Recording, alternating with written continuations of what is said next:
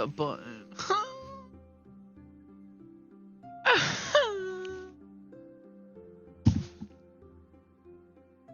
To be recording absolutely nothing for the last 5 minutes. Well, whose fault is that? Mine. Yeah. Somebody else do OBS.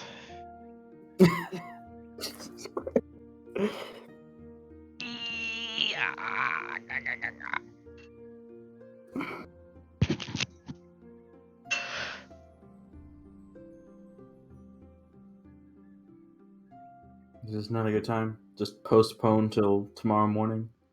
So I'm Sunday, fine. 7 a.m.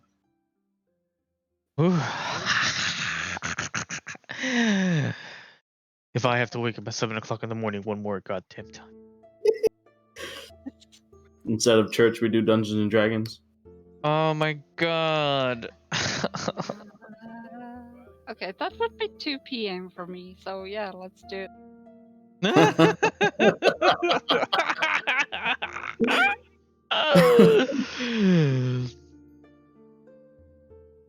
I'm here. Wait, baby, are you here? It would be fitting. You guys are going to a monastery.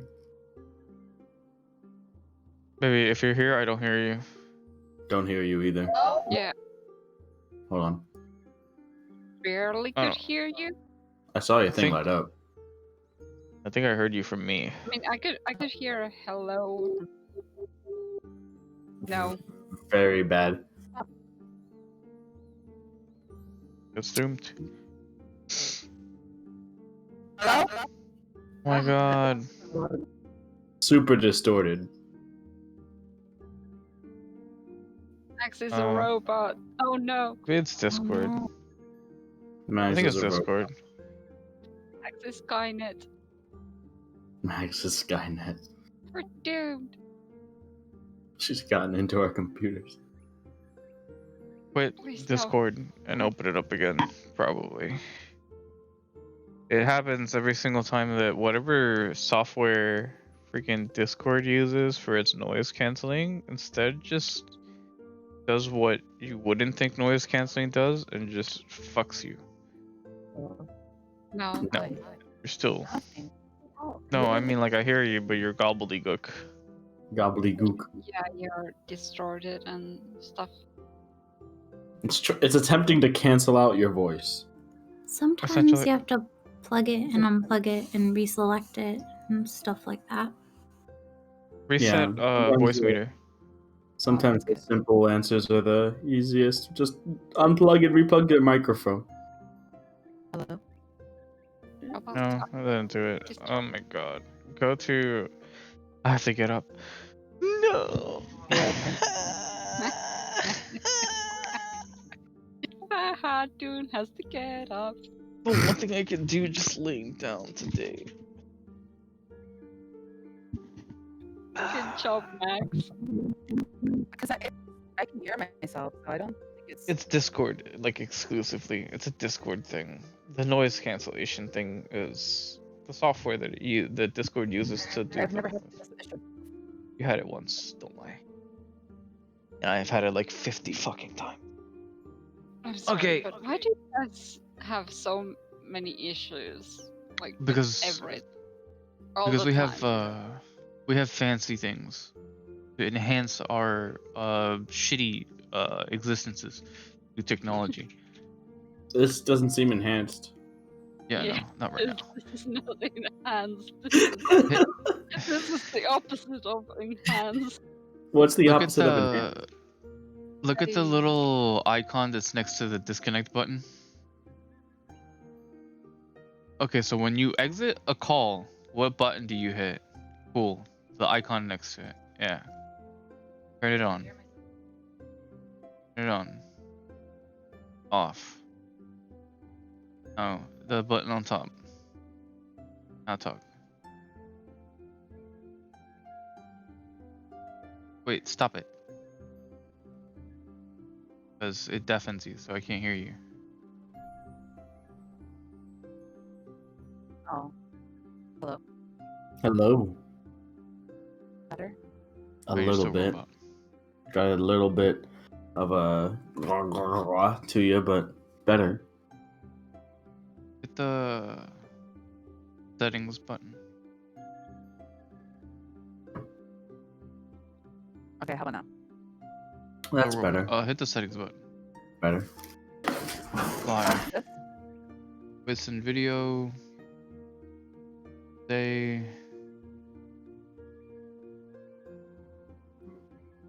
Where? You hear the weird?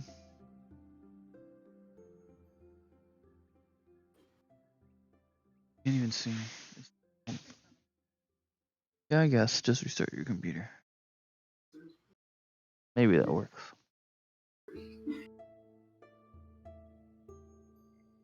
No, it's something randomly happens with Discord. I think if you go into your task manager and find the name of the stupid audio suppression noise canceling thing that Discord uses, and you end it and then you open it up again, sometimes it works.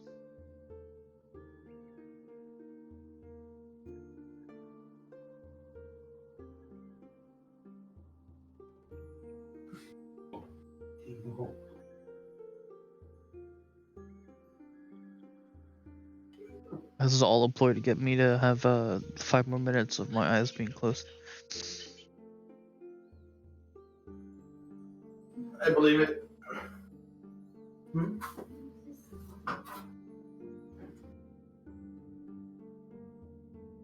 Be gone from the cover. No, Pepper, stay. Leave. Gone, foul beast. She's What do you want, Fenrir? Fuck. You too. Get away. Stop. Is tonight not a good night? It's not that it's not a good night. I'm just trying to figure out the fucking sound. She's restarting her shit. Oh yeah, so you're figuring out all that stuff. You're like 19% awake. That's like literally me all the time anyways. You're at least 25 on normal days.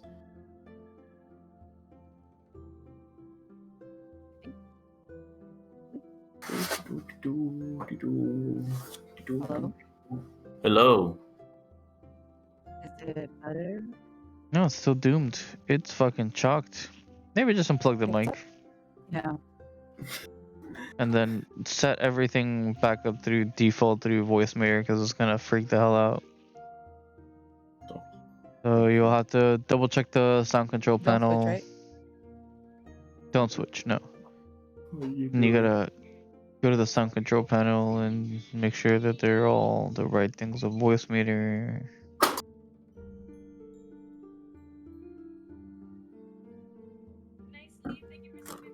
You're gonna try to miss me and hit me.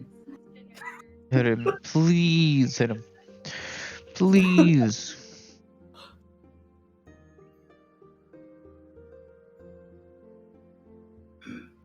Double check that the Go back to your computer. What are you voice doing? and video are set to default.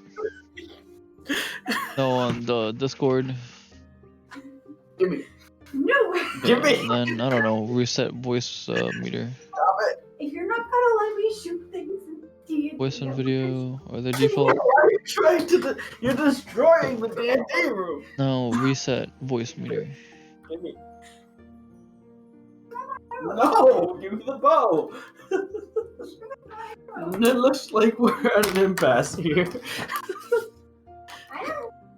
Did she hit you? Because she should have. Take bow. My bow now. Here, power strong as an arrow. Nope, too late. I have the bow. Where the hell is voice Gonna be meter? murder on My domain. Okay. I think we need to call the cop. What? Control Shift Escape. Find it if it's there and close it. What do we need the police for, Sally? Because you're shooting with a bow. You're both killing each other. Yes, we're taking turns shooting each other. Yeah. No. It worked. Oh, Fucking mega doomed. Wait, does a voice meter open up as an admin Go wrong. normally?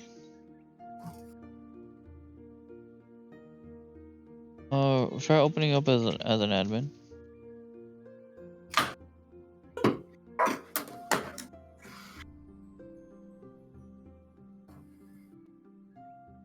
Hell, dude. I get the bow and arrow, you get the sword and shield, and you just play until they're ready. Alright, sure. Here you go. The one. Gargath there. Alright, come at me. Exit, quit Discord first. Figure the voice meter thing out first, cause Discord's probably throwing everything out of whack right now. Hold on. Hold on. Oh, hold the ball. Yeah, Stop, we're not ready.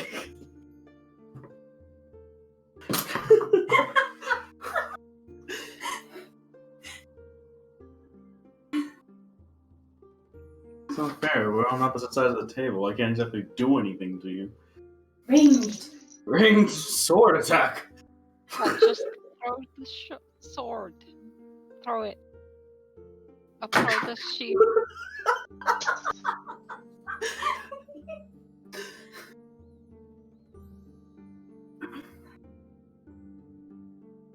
My sword! Oh.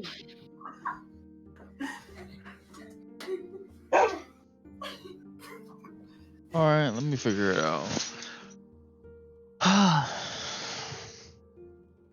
Calm down. Yeah, my food. My knees. My nightly knees. Alright. It doesn't stick to the shield. This has got cool little details. There should be another one there. Oh? 10 apple pies? What?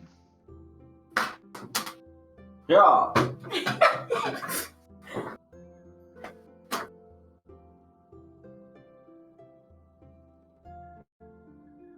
There was one in there. Maybe. Are we still playing on the game? We're still playing. Okay. Are we still? Oh, okay, it's fine. What? It's fine. No, it's fine. No. No, it's okay. Haha. We don't have to. I didn't know because you were. What are you doing? Aiming at the wall there. I wanted to take it. Okay. She's gonna shoot me on purpose. I don't know. Okay, here. One shot. There you go.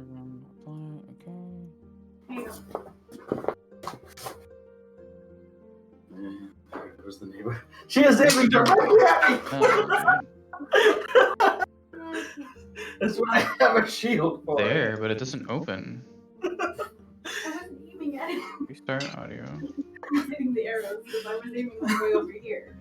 Show voice meter? Oh, No, I hello. don't trust anymore. Get her Hi, out of voice here. meter. It's there. Oh. It's on the bottom right in your like status menu thing. Dinosaur? I guess. Okay, excellent. I gotta reset this thing. Get your martial Oh, weapons out of here. then default communicate. It's okay. What am I gonna do with that? I don't know. Can you set it up back over there somewhere? Maybe. It's weapons. Weapons, more weapons. Weapons. Weapons. That's a weapon. That's not your weapon. Yeah. Look at all the details on the board. It's got that. It's just a kid's photo. Re? YUV and. No, not me. Hold on. Alright. Now that I've come out of that endeavor with my life, Does work? Hold on. You think this it close? works. Is this still world mode? It It's a tiny bit of robotic, but Wait, not is that you talking on Max's? Yeah. There's a little bit of echo. Is that coming from yours? It's not lighting up. No, voice meter is fine. It's so robot. I don't understand. No, it's not good.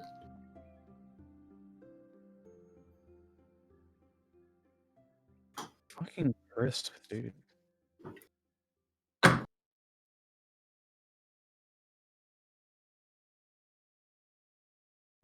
Well, like, do I disable it? I guess I could turn it off.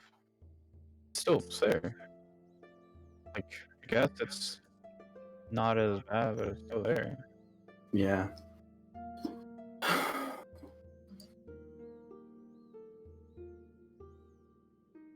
No, it's Discord only. Everything else is fine.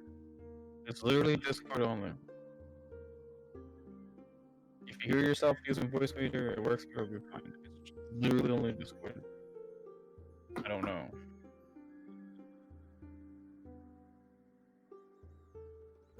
The last time I had to do this, it was like at the end of what? Not. Do you want to just try restarting the call? Everybody leaves. And we join. Hold on. Does that work? Hello? Yeah. Keep talking. Okay. Say a sentence. No. What It is sounds like it works. What did you do? Tell me what you did. I unplugged it from one USB port and I plugged it into another one. That's what did it. Yeah. Yeah. That's See, if what's you up. just listen to Nemo's simple explanation from the beginning. I unplugged it and I plugged it back in. What did you want from me? You get to hear me twice now are being upset. I did exactly that. Computer tech savvy, fixer upper geek squad brain. Ignore Yeah. the simple fucking solutions. What do you mean? I did exactly what was told of me. Oh, it's getting worse. Of course, it's getting worse. I'm talking to both of them. What? You're hearing me twice. Well, then stop doing that. No. I got out of bed to work again. Feels loud. Does it pick up from over here? Yeah, it does. How do I make you not pick up from this far away, please? Siri. Oh, well, I still adjusted it. Your USB port. From one to the other. Magic. What the hell? Why is it? It's still picking up from over here.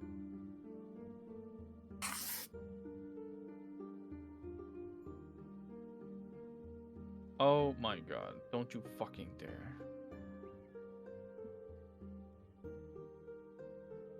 Stay there, please. Don't go away, voice meter, please.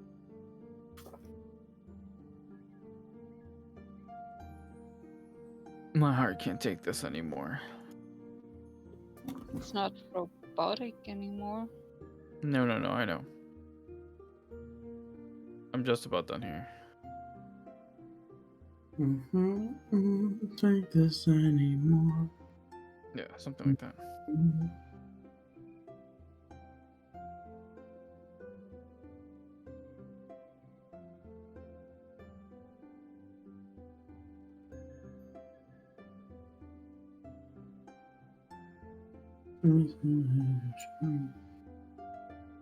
Okay.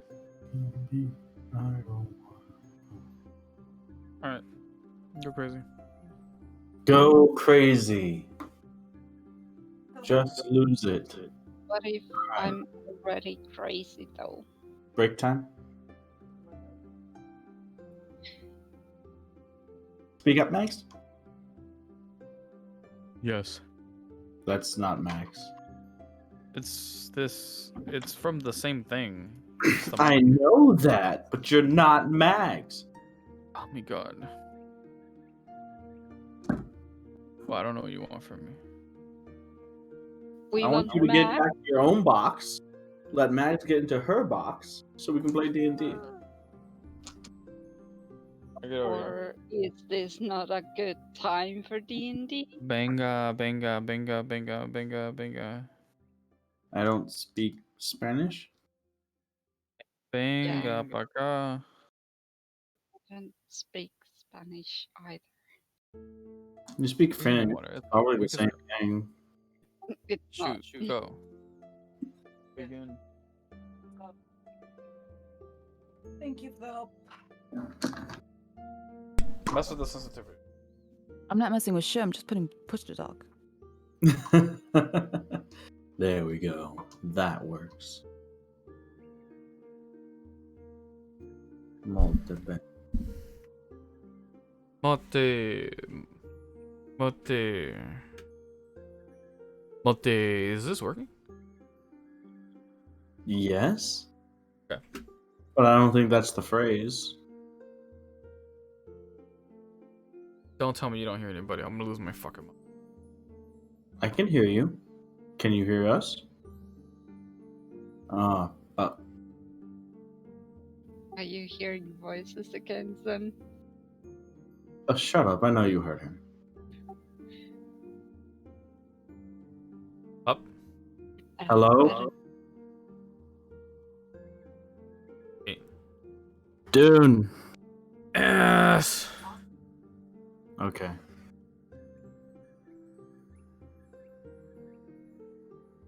Regular output is. I'm gonna go have to make another gin and tonic soon.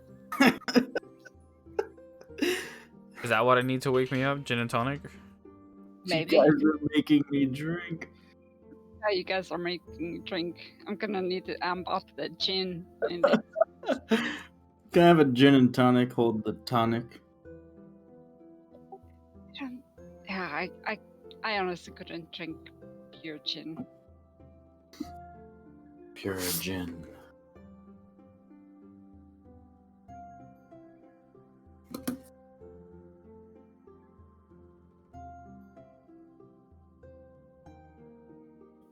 My Are we head. though? Yeah. We good and ready? For reals? Nemo?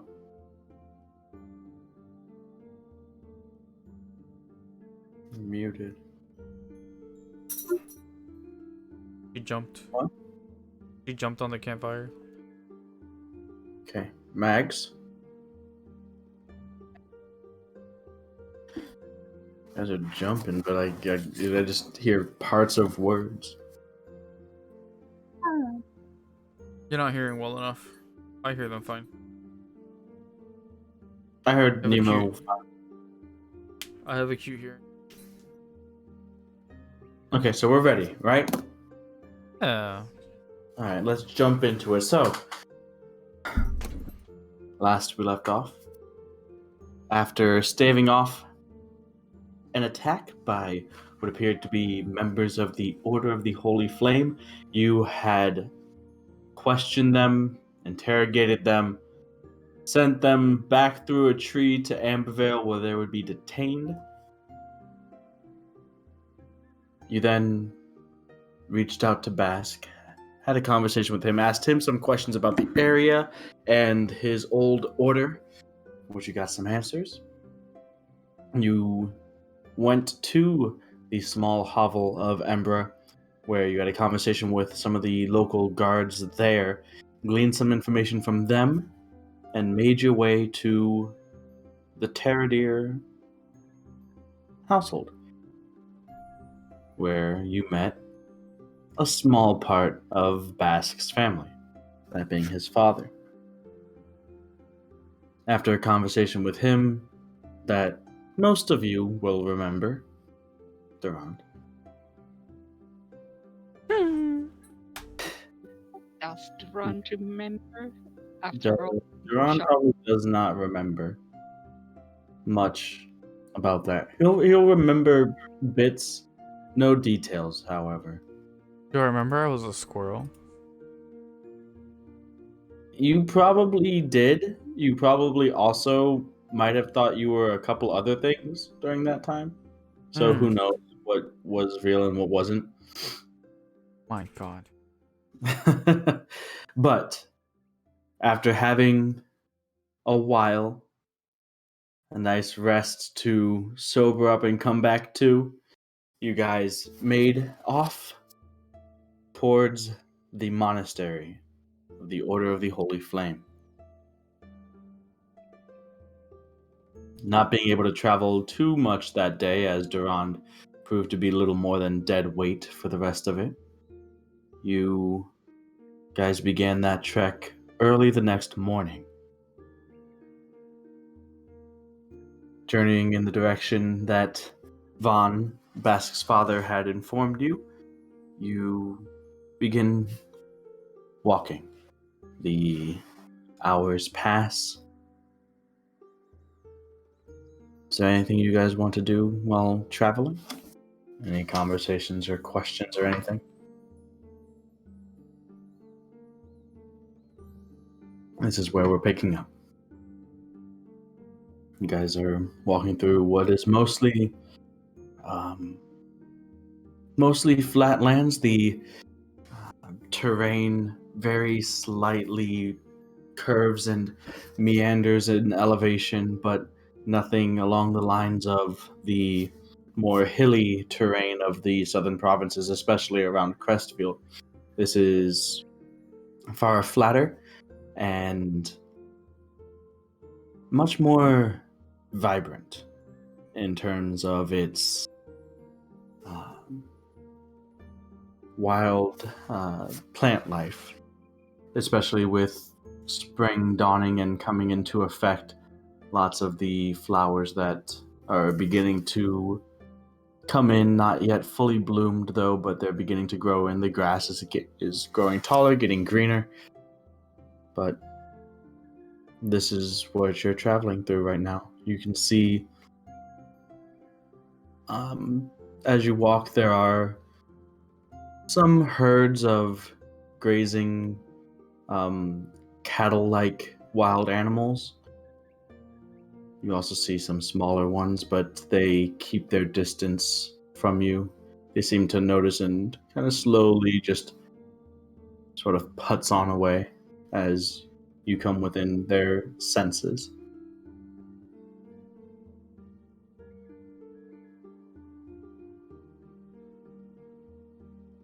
There's something off-putting about putzing.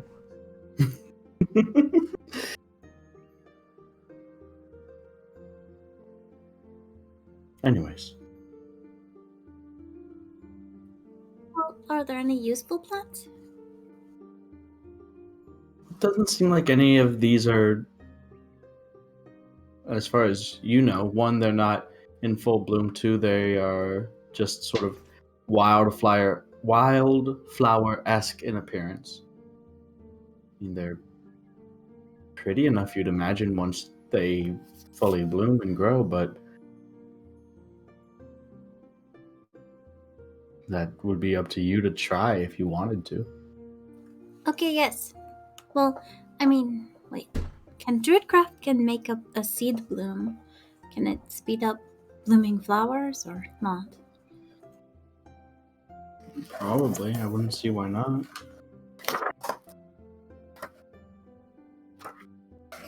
Magic is busted, right? This is a cantrip. Oh God. I wouldn't see why not.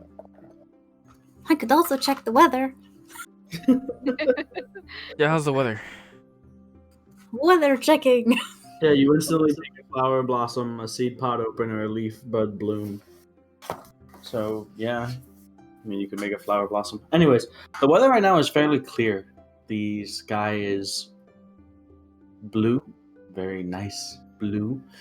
There are very few, if any, small wispy clouds in the sky, as the early morning sun kind of rests fully now above the horizon, as it is about mid-morning at this point. Durand, your head is pounding just slightly. In You- real life too. Yeah, sure. It's helping you get in character, you know. Can I grab a flower and use it like, I mean, like, I'm just going to talk into it and be like, greetings and salamanders. The sky is blue. It doesn't look like it's going to rain today. And look at all the flowers. So, Elevorn does her best weather woman impersonation.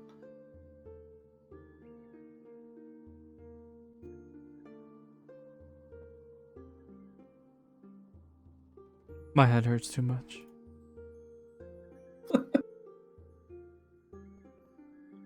I mean, well, maybe next time you get some random drink, you should sniff it before you drink it. I mean, how the heck was I mean, supposed to know? if you need something to maybe possibly get rid of that headache of yours, I do have some of that moonshine with me. God, how does that help? I don't honestly know, but I mean, some people do drink for their hangovers. Drink Because more it- to. I don't know the exact science behind it, but I think I'd rather just trudge along.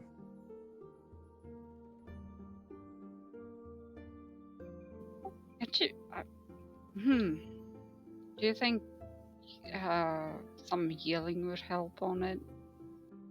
No, that's not necessary.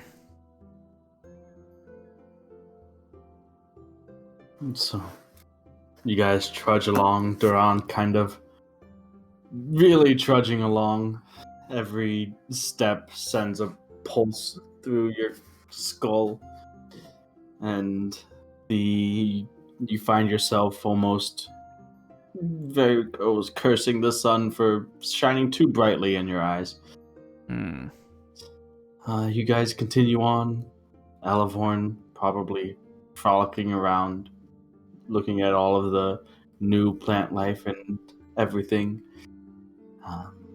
Nedadian and Era, you guys are walking as well. Dran probably taking up the rear. He's tracking his feet. Dragging his feet, lugging around his heavy ass armor that he's wearing. This stuff is lying. If you're, tired and not feeling very well, I could, carry you if you were smaller. You carry me if I were smaller. I'm massive. That makes no sense. I mean, I could turn you into a squirrel again. Again? Oh, yes. Turn me into a squirrel again. Or something else if you want. When did this happen? Back at the house. No way. You were laying on the floor. And then you were trying to leave or something. The only thing I remember is a relatively vivid dream about flying. Well, yes, because I picked you up and I was like, look, you're a little flying around squirrel. That's what that was. And I was swaying you around.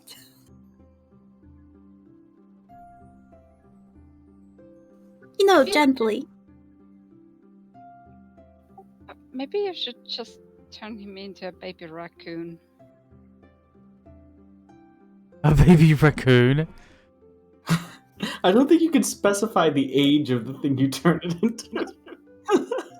Or I don't know, just a raccoon maybe. If he doesn't Look. want to be a squirrel. Look. If it'll help, just surprise me. Really? Yeah.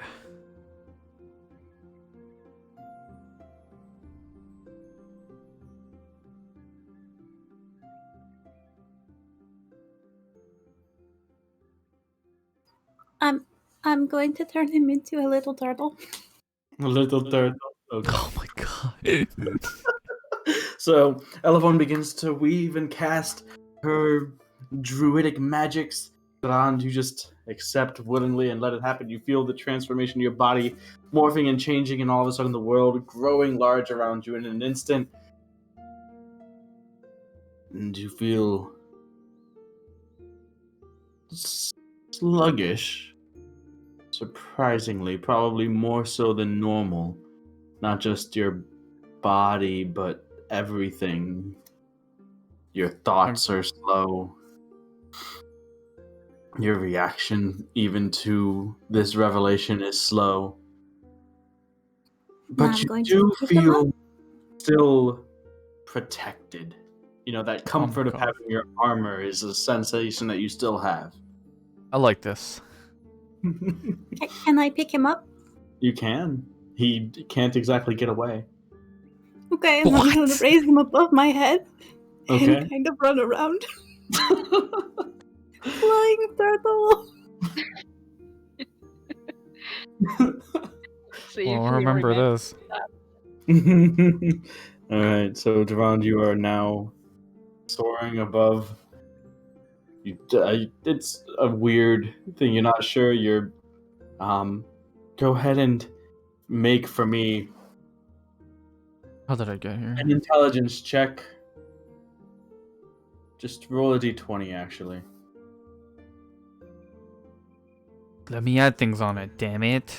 Well, fine. An intelligence check, but since you're polymorphed, your intelligence is that of the turtle.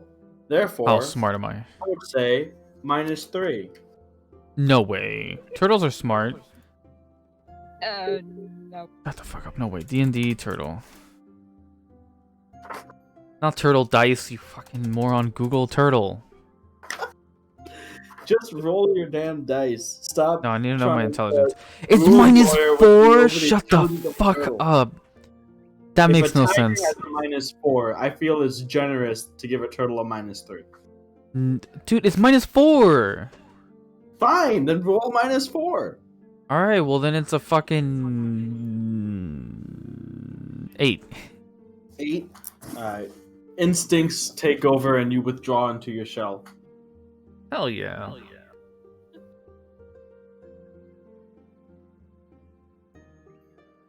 Man, nothing can get me in here.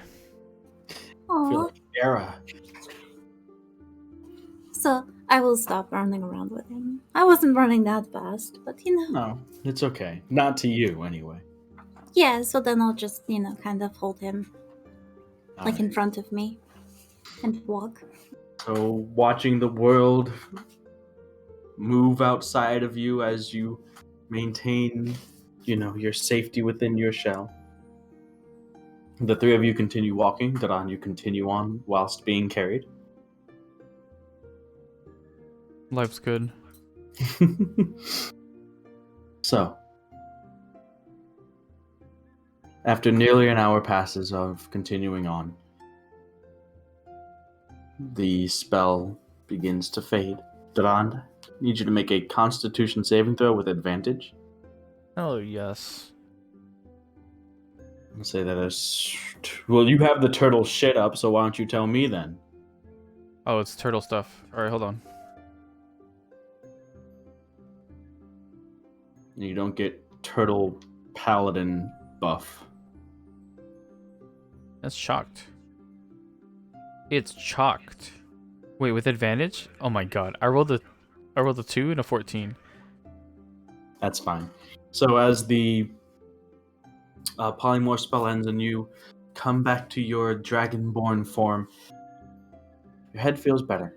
You had a nice hour-long roundabout like turtle nap in the nice dark shaded interior of your shell, and that really went a long way to helping your hangover situation. So you're feeling, back to your good old self. Oh yeah. Basically, you're not poisoned.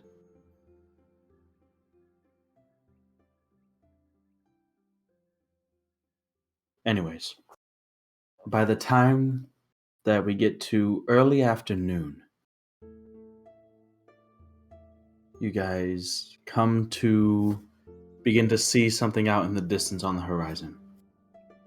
The sun glittering off of one of the large lakes that Vaughn had told you about, the western, or rather the eastern lake that, you know, the monastery is supposed to be in the vicinity of. The landscape in front of you slopes downward at a very, very slight angle, almost imperceptible if not for your massive view of what is in front of you now. You see the monastery, though it's more of a little hamlet, a walled-in collection of a few small buildings and one relatively larger by comparison, one set in the center. The view before you is almost picturesque, with the large lake as a backdrop. You can see an orchard of just beginning to come into bloom, flowering fruit trees of some kind laid outside of the walls of the monastery. The buildings within are simple in their architecture, yet they seem well kept.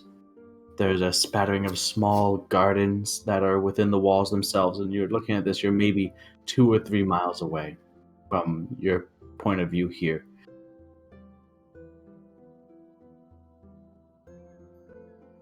There's not much else to see from this distance, but you can see, that's what you can make out from this far away from your sort of elevated viewpoint.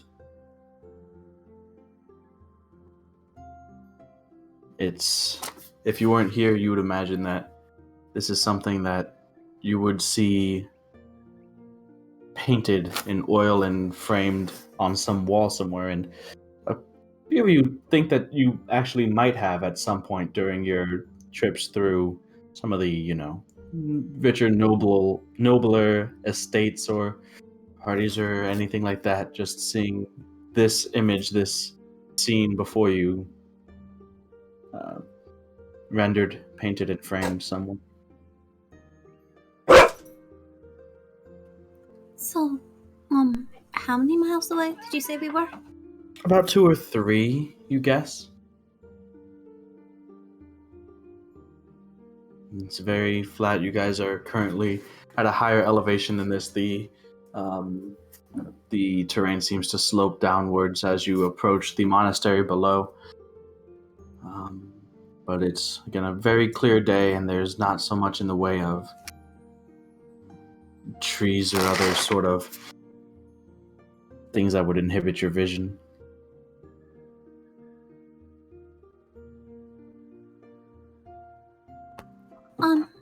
So we're still pretty far away right now, guys. Are we wanting to sneak into this place, or are we just going to walk up and, you know, hi? Well, is there any reason to sneak in? Oh, I mean, okay, these guys, we don't really know how they would react to us, though then again, if we don't show any aggression, I guess they wouldn't hopefully be aggressive to us, but, you know, those guys did attack us while we were just trying to get some rest. Oh, Who knows what the hell is going on over there? those are good points. Also, you reminded me of something. I mean, not exactly, but when I was with Bask, we went into a temple of Palor, and people offered him stuff. I think stuff like you know, like offerings, like, I don't know, you put it on an altar or something of, maybe it was like food type things. Well, because he grows stuff, right, Baylor? Yeah, I mean, he's supposedly the agriculture god, I guess. So we bring potatoes, right? we offer. That's what we're doing here. We're here to offer Paylor potatoes. Yeah. Do we have potatoes with us?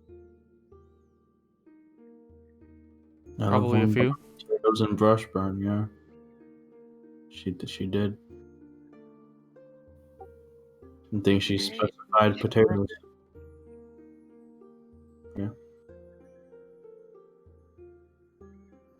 I mean, unless somebody else has a better idea for like our explanation of why we're, being here. I mean, that's definitely, I guess, hopefully the easiest way, I think. I do not have any other ideas. Oh, you reminded me of something. Era! I've been meaning to talk to you.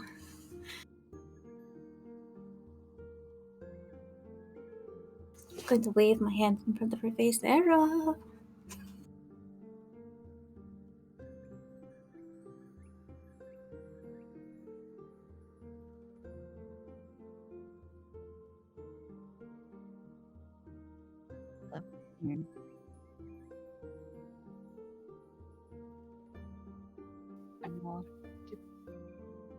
Hello. So before Era would just be kind of listening in, with finger underneath her finger, like taking it out, cleaning it. Turning towards Cele and grabs her attention. What is it? What did you want to ask me? So, I know this is like probably a super personal question. I mean, if you don't want to answer, you don't have to. But I just wanted to let you know that LaRue is a really, really, really cool god. I mean, goddess. If you don't have one that you're, really, I don't know the word. That you really, really like. I mean, if you do have one, no offense to them or anything. I'm sure they're really awesome too, but, LaRue is pretty great. But if you do happen to be like a devout follower of Palor or something, maybe you'd have some advice.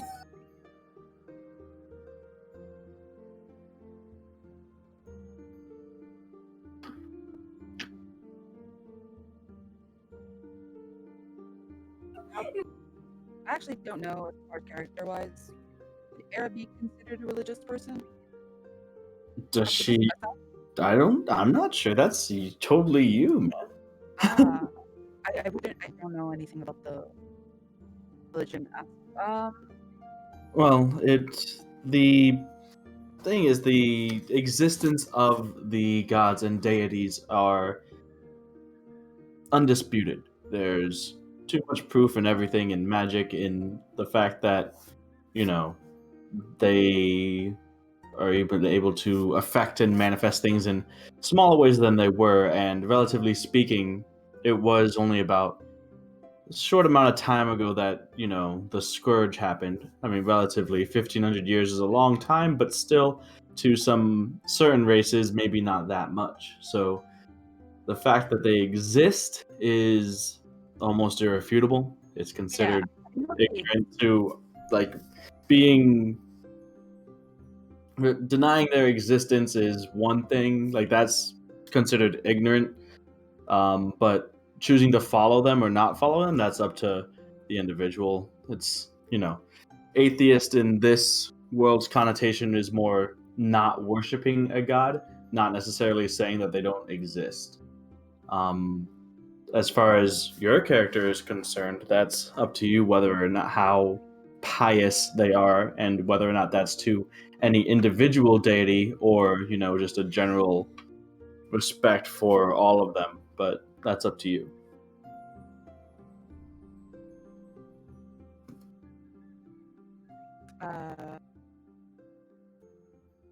It's not so much personal as I'm not quite sure how to answer that.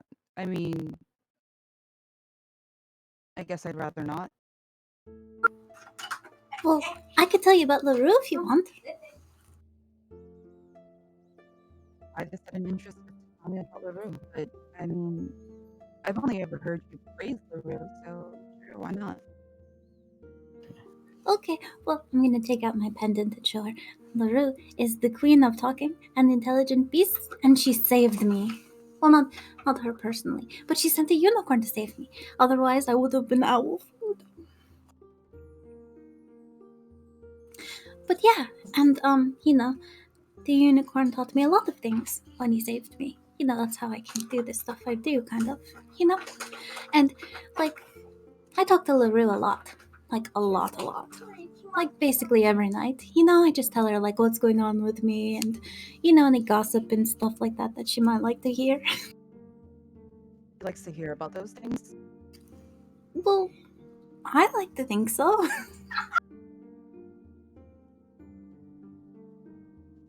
Interesting. I've heard of relationships with, their god or whatever, but it's not something that's ever really happened to me on a personal level, so I wouldn't be able to comment on that. Here, take it. And I'm gonna hand you my pendant thing. I will take and Okay. Okay, now all you have to do is like just kind of close your eyes for a moment and just, just think about stuff or talk to her about anything. Because the world can be kind of lonely. Are you suggesting I'm lonely? Well, I was. I mean, I don't know if you are, but I was lonely. Ostrich, of course I'm not lonely. Wait, what close my eyes? Do I just think? I mean, whatever's more comfortable for you.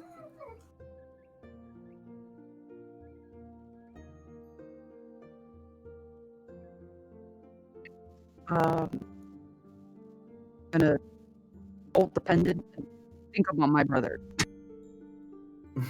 Okay. So you hold the pendant, close your eyes, and at this point, you guys have stopped for this whole conversation. You guys were continuing to walk along, but once you now take this, you hold the pendant, you stop, and you think on your brother, the one who, your sibling that you were probably closest with, closer than your older sister, as the two of you were fraternal twins. You had grown up together. Obviously, you had watched your sister as she grew up and left before the two of you had. You had each gone your individual paths and journeys in forms of study and preparing yourselves for your lives ahead of you together, although very different ways. You studying under the Phoenix Academy, and him seeking out more religious studies, attempting to himself join a, oddly enough, sort of monastery, although the details of which you're not entirely sure.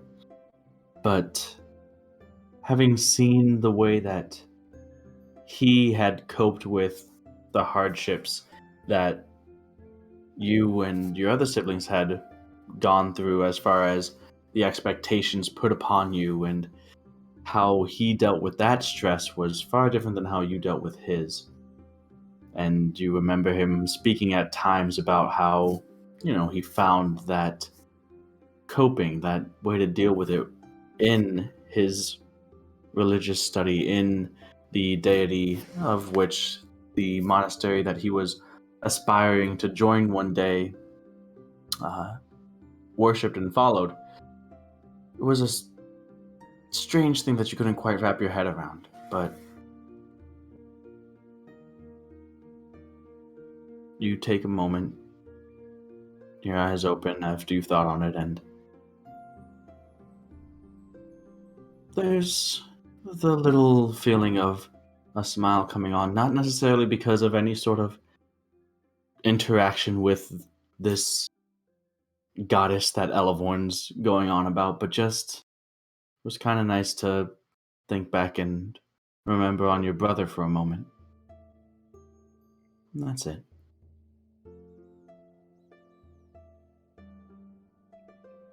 I'm gonna give her the pendant back.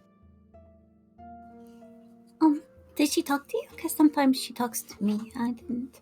You know, and if she didn't, it's okay. Because a lot of the time she doesn't. Most of the time she doesn't talk to me. And if it's private, you know, that's okay too. But, you know. No, I didn't. I didn't hear it, but I didn't expect to either. I feel like that's something that's very personal. Probably to you, but that's fine. Kind of scratching her head. Kind of lost in thought, just her voice trailing off. I think that she listens, you know. And that always makes me feel better.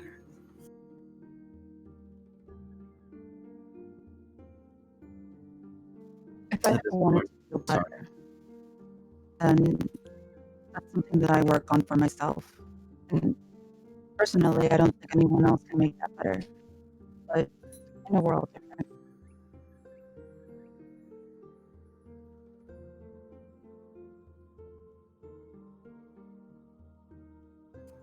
I had a really hard time trying to understand anything you just said. It was kind of breaking up. Was it just me? Sorry. No, the mic is being bad again. No way. I'm sorry, guys. It's all right. It's not I'm as sorry. bad as before, but it's there, noticeably there. Yeah. I was just like, saying that the relationship L1 has really probably just between them, and that I only rely on them for my own happiness. Currently. Hold on. To be fair, it's kinda odd that it came back so fast and everything. Yeah.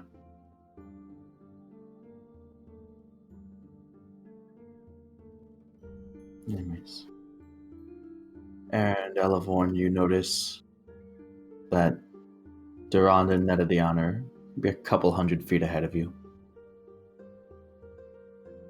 As you guys had stopped to do this little thing for a while. For the longest time, you were just walking and talking as Elevorn was conversating about LaRue and showing Era her pendant, but when it came to actually her, like, handing it over and her closing her eyes and meditating on it for a bit, that took a little bit of time.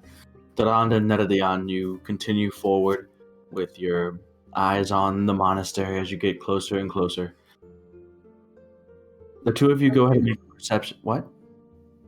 Durand was a turtle. What's up? I thought Durand was a turtle. No, that's far off. Yeah, alright. Yeah. Okay. Not anymore. So, Do I have to? I can't see shit. as you get closer, you guys do notice small humanoid figures. You begin to pick up on them in the distance down near the monastery, both inside and outside of the walls. You can see that there's a handful of them that seem to be tending to the orchard of fruit-bearing trees. You can see that there are plenty moving between buildings in small groups or themselves. They all seem similarly dressed in light brown robes, shoulder to toe, with small sort of friar's ropes wrapped around them. You see, you could make out vaguely different races. It seems like there are some that there's a decent mix of races here, and as well as both male and female. But other than that, beyond that, I need the two of you to make perception checks, please. Plus 12. Wow, that's good for you. Yeah, it's not bad. Surprisingly good. Durand.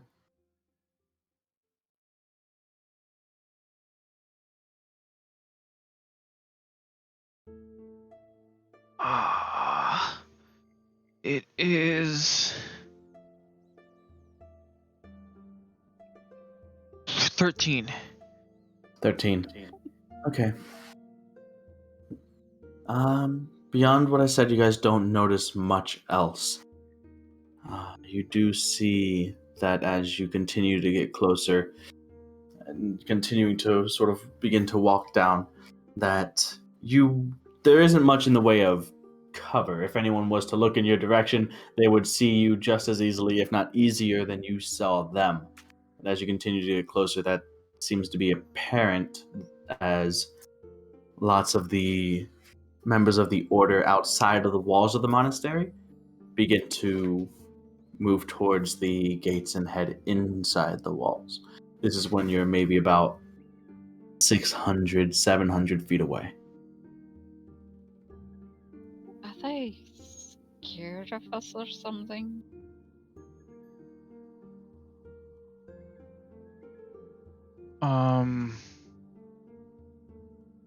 Well, probably look like a bunch of strangers. I mean, I'm just gonna look at myself and then to Elorn and Aaron. Who are now sort of coming up behind you and catching up. Oh, You see them maybe like 40, 50 feet back, kind of not running, but sort of hurriedly walking to catch up as you and Durand have stopped for a moment now. I mean, considering how Bask's father and the others at the farm were, me and Elmore maybe were kind of looking more normal than you and Aira, but Well, that's arguable. yeah, but these guys apparently you are, very strange looking, I suppose. But I mean, that shouldn't be a reason to, go inside. I mean,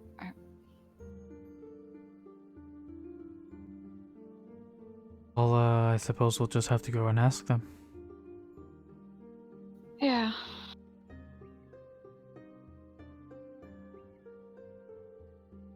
Alright. Are you guys just walking up to the front gate?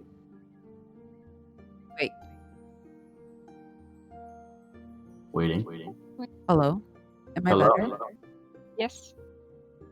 Wow, I fixed the issue. I did it. You did it.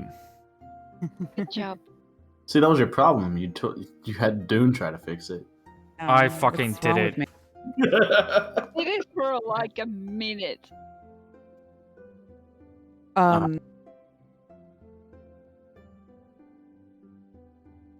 Walking into We're walking into. I was gonna We walk can't into. Yeah, it was just. Right now, you're about 600 or 700 feet away from the walls of the monastery, and you can see at this point that the members of the order that you had spotted and seen outside of it, the walls have since gone back into the safety of the walls. As it seems like you four have been spotted coming down. Bunch of chickens. We've already been spotted. Looks like it. Ugh. I mean, well, we're not really We're trying not to hiding. be sneaky anyways. Well, I so, mean, yeah. I suppose. Well, then I guess walking in is just, as good as it gets. Yeah, you go knock on the door then. After you, Durand. Oh, I'm going knock I'll on the do door. it. You'll go knock on the door. You'll let Okay. Elevor knock I'm on the not- door first? Oh, wait.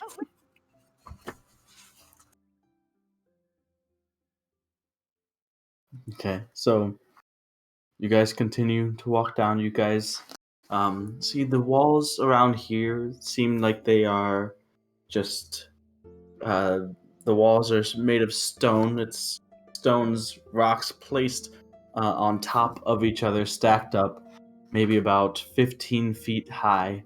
So not entirely huge walls. It's very sort of rudimentary, basic. It doesn't seem like they have too much trouble around these parts. But you guys approach the gates.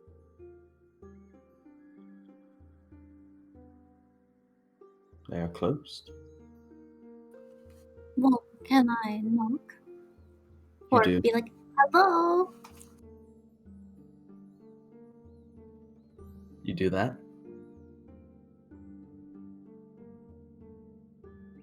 After a moment, you hear a voice, slightly muffled, coming through from the other side of the gate. Yes, hello. I have potatoes.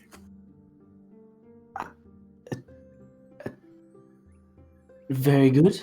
I am glad to hear it. Might I ask who it is that you are? Oh, hi, I'm Ella. And who are you? Um, my name is Brother Eric. I am one of the monks here at the monastery.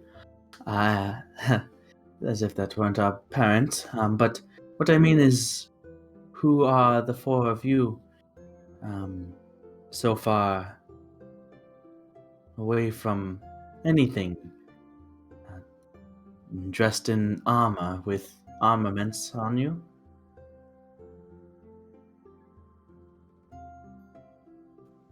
I'm not sure if you've traveled much, but it can be a little dangerous at times, depending on, who you come across.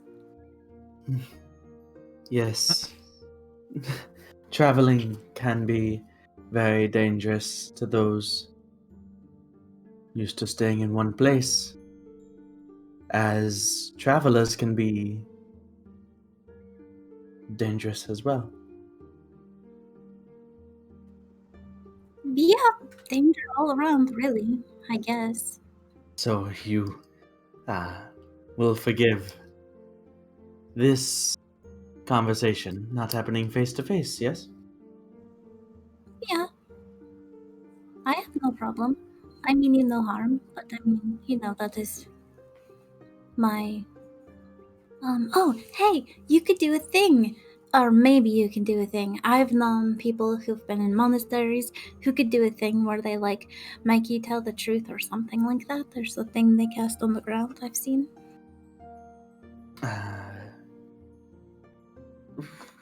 Well, I've heard of such things, but not everybody that comes to a monastery is a practitioner of magic. Only those uh,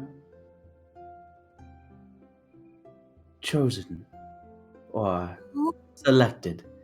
However, I still haven't gotten the answer of what it is that you are brings you to our doorstep.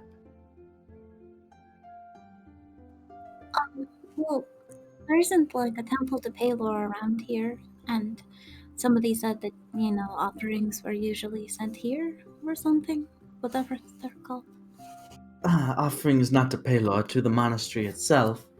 Yes, but um, you have traveled from relatively far. I don't believe that any member of our citizenship near Ember does not have their own personal way of worshipping.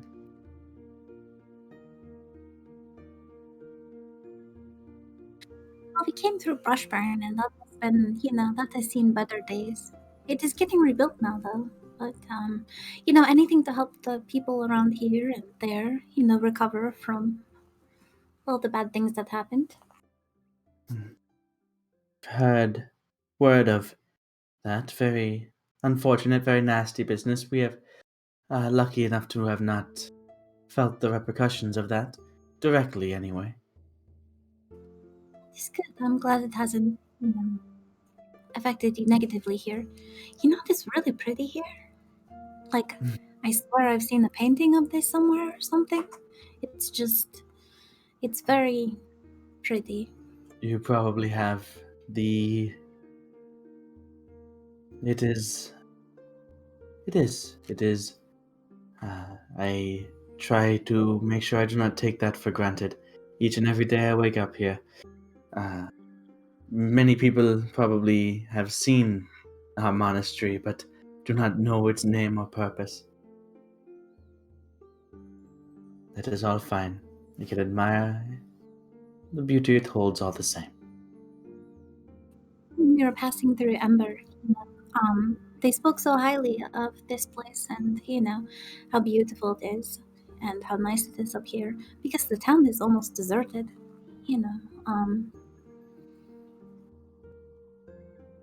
The town itself is small, yes, but our community ranges far and wide across this land. And though we are not physically close, we are tight-knit. The monastery simply sits at the center of that.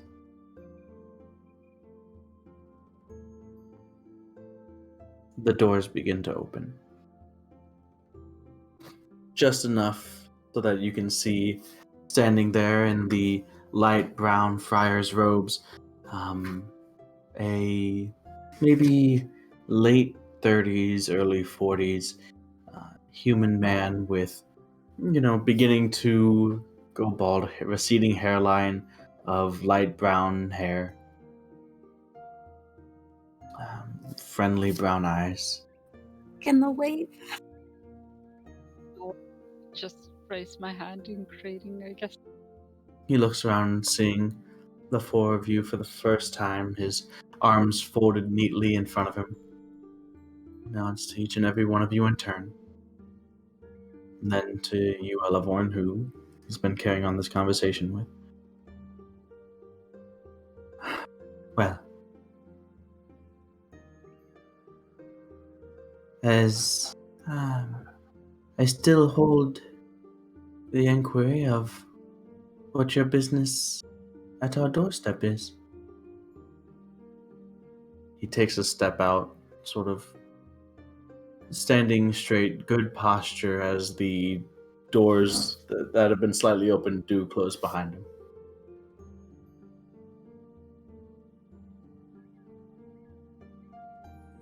So now he stands there, maybe a head taller than you, Elavorn. It is good to see you.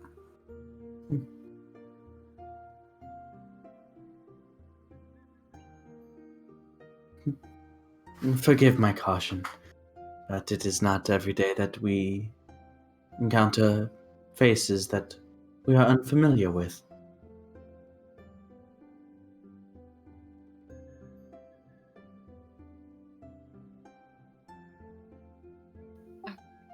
No, I guess it's understandable, but well, like my friend over here said that we have potatoes and she mostly, of course, just thought that we could use them as, as an offering to Baylor. Well, like I told your friend, those kinds of offerings are normally done in one's personal worship. The monastery, donations to the monastery are more in line with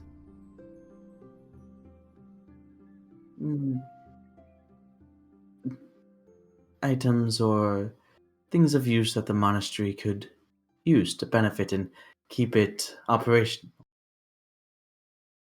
Well, we are quite long away from home, so Can I, kind of try to subtly, kick Doran's foot a little?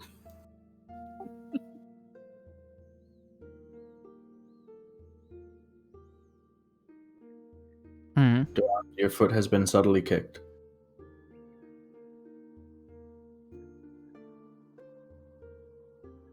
Hmm. Yeah. Yes.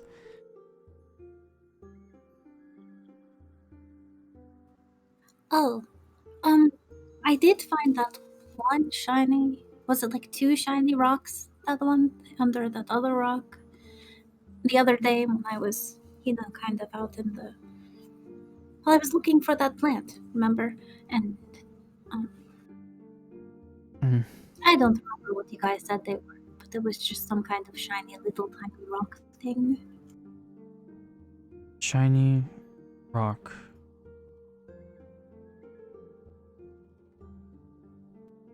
We're looking for the plants? Yeah, I mean there was only like 1 or 2 of them, but our friend who um who knew Paylor very closely used to use them in times of dire something or others.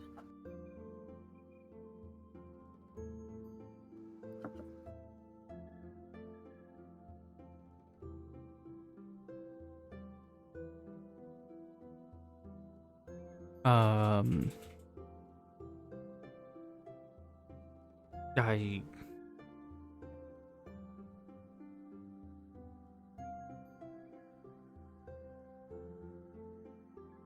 Of course, I didn't find, enough, but you guys were holding on to them because, I tend to lose things.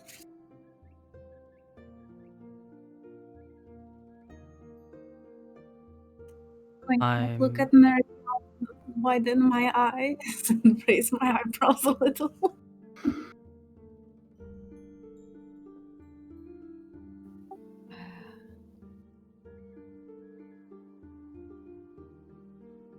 Diamonds. no. Whoa! Is that what they're called? Oh. Like,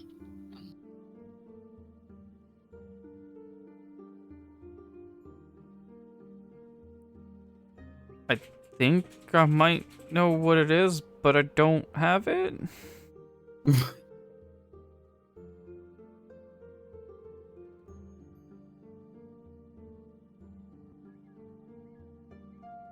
Maybe?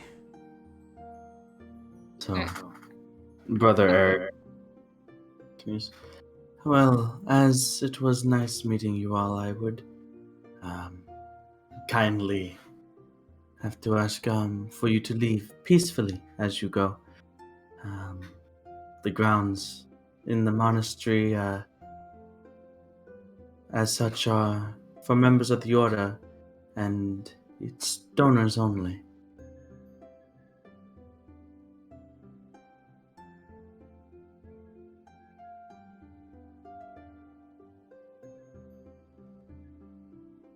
Say that?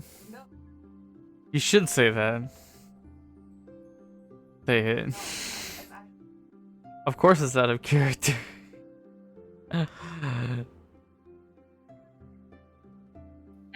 out of character, yeah, I don't. Since I. No, I'm making fun of Max.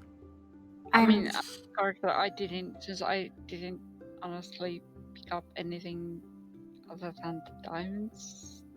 That's all I was assumed that you had found them on the people that we attacked, so I was trying to get you guys to, hey, we have a couple diamonds, not a lot of diamonds, not like all of the diamonds, just a few, And Ella was like, What is oh, I diamonds? found them. When I was looking." Yeah, but everyone's like, hey, I found a shiny rock. Please, now give him the diamonds. Like, that's it. What? She didn't remember what they were called. You didn't Shiny remember rocks. what diamonds were called? Well, because I don't know where you would find In them. all of your time dealing with diamonds, you didn't remember what diamonds were called? You had to Oh, no, perform the resurrection twice. Sometimes brain jerks not and you get the easiest words and stuff like that. You gotta forgive her. I guess I would be like digging through my bags at the same time and then I would leave at least one diamond, and like show it to Elevorn, and like it's like there, it's on Mary's hand, I guess. So, you mean I don't? I'm not completely shiny things. This is like the shiny thing that I have, Alamorn. Elephant's nodding. I mean, we didn't find a lot, but I think a little bit of those helps, right? I mean, yeah, this can be quite worthy, I suppose. So, Are you offering him the diamond? if if he stops and he's like, he's closing the door and everything, so I don't know. He's just kind of watching as you guys kind of try to attempt to speak in code to each other, waiting for you to get back to him.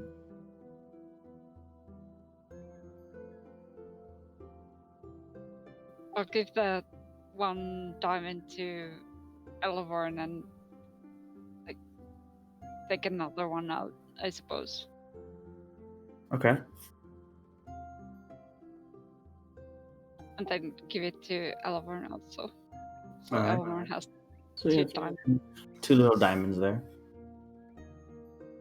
So this probably isn't quite enough to do, but I mean, every little bit helps, right? Mhm. Donations of any and all sizes of value are happily, graciously accepted. And he takes the two diamonds. Thank you for your generosity. Now, if you would like to see inside, then would be more than accommodating. However, do understand that your weapons cannot be allowed in. They must either stay in the hands of some of our order, or you can leave them out here should you choose. The choice is yours.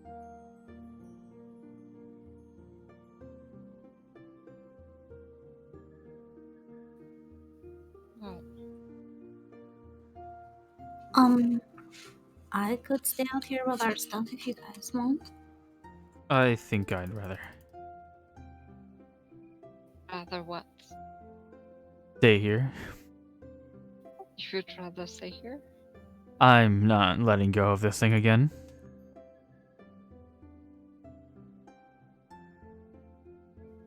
Even giving it to Elevorn? Well, I'm sure it'd be fine with her, but probably better for you guys anyways.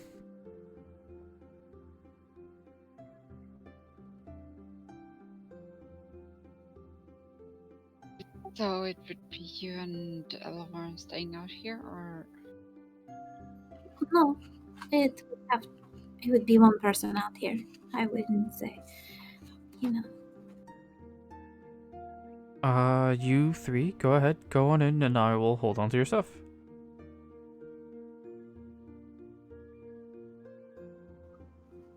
I'm gonna give him everything except for my mistletoe, which is in my hair and is not very conspicuous, so it's fine. and I'll give my incendiary edge. Okie dokie. That's all I have. Just like it was all that Durand had when he could summon his weapons.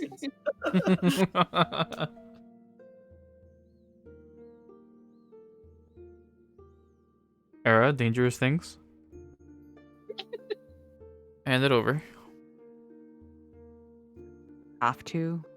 The man If says you so. want to- I mean, you can also stay here with Durand if you want to, but otherwise, we kind of do need to give our weapons.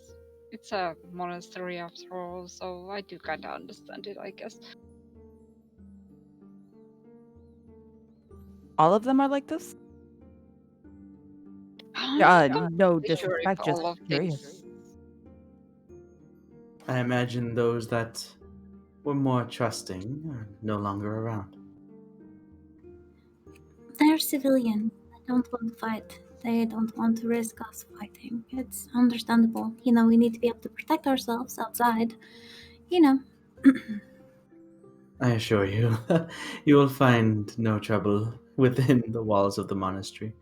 And asking you to relinquish your weapons are simply a method of ensuring it stays that way for those who take solace within our walls.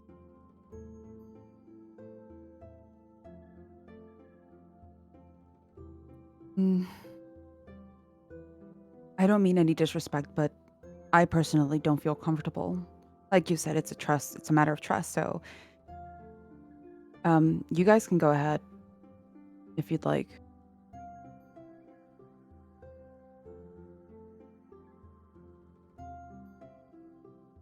Well, I guess it's you and me, then Elamon. Okay. Alright. So, Zara and Duran stay outside of the gates as they open up, and Brother Eric takes a step to the side and motions for you two to enter. You see the other side of the wall. It's not an entirely large place. It might be in just land space, probably not much larger than, the small strip that Ember was total. It has a few more buildings. You see it has maybe 6 small buildings that surround, 3 on each side, that sort of surround and face inward towards the only 2-story building in the area, which is the larger main chapel temple type thing. And you can see all of this as the gates open up. You can see that there are many little flower beds and gardens, vegetable gardens.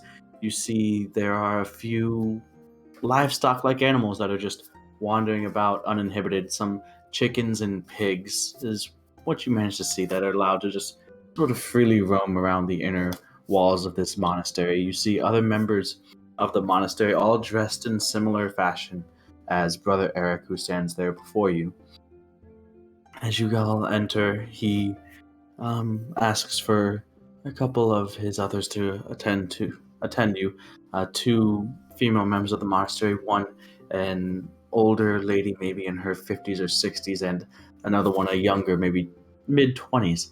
As they approach, would it be all right, just for caution's sake, for my sisters here to ensure that you are truthful with your conceit of your weaponry?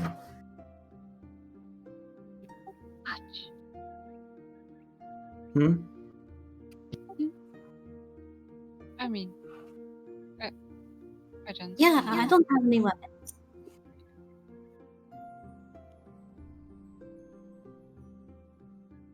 Okay. So, do you have any? I don't know. Did you still have your crossbow, Nerdion? I mean, I don't have it. I haven't, Would you have given that up too? So basically, I'm asking, what do you guys have on? You have your bag of holding. I get that. Yeah, so my crossbow would be in there, sure, but I haven't used it in ages. And Okay.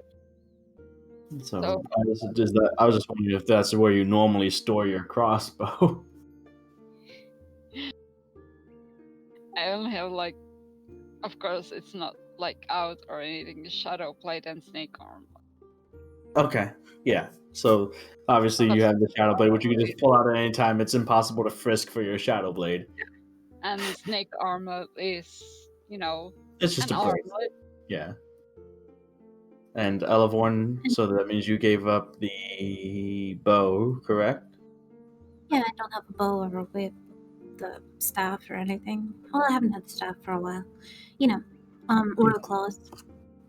Yeah. Because I ate him from the necklace because he was poisoned or something. But yeah. Okay. So they just do a nice little Head down as they greet you with smiles and thank you for your donation to the monastery.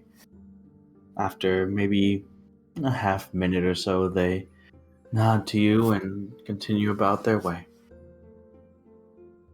Drand and Era, you watch as the doors close and the two of you are now outside while Elavorn and Nedadian are inside the monastery. So, let's go ahead and take a break as we think about one. I have to think about what to do with a split fucking party again. And Yes. You're welcome. so maybe try to think of ways to, engage and contribute while outside of it. You guys do have the bracelets, so that's important to Excellent. note. And they can transmit imagery, so that might be the first really cool use of that. Maybe who knows what you guys will see, but looking around Delavorn and Nedadian as you are in here, it doesn't match. What you see here doesn't add up with the 4 individuals that attacked you on the while you were sleeping. Something is wrong with one of those two pictures. Something is wrong, obviously. Fishy. either Us. this is wrong, being those 4 were wrong, or this entire thing is wrong, and you're not sure which one at this point. So that's what you're here to figure out, I suppose. Anyways, break time.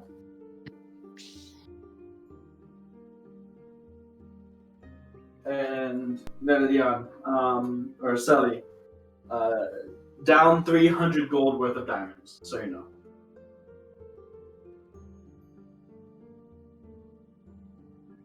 So I believe I told you 1,800. You're about at 1,500 now.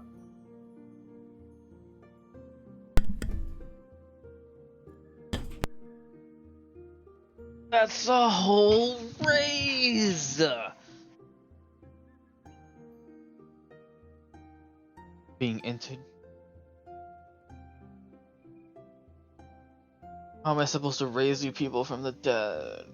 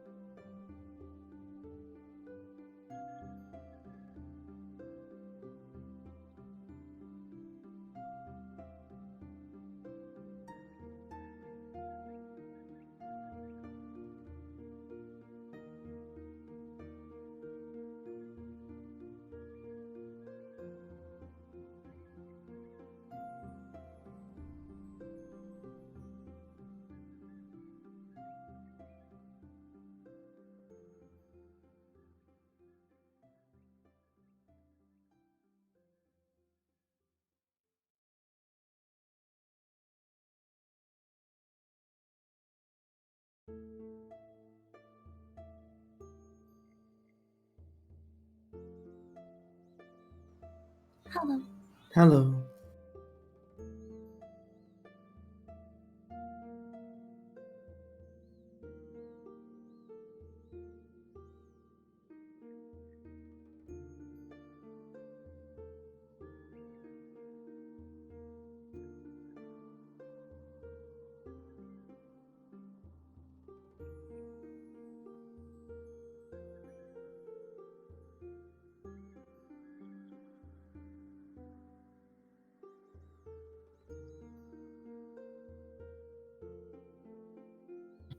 Hello. Hello.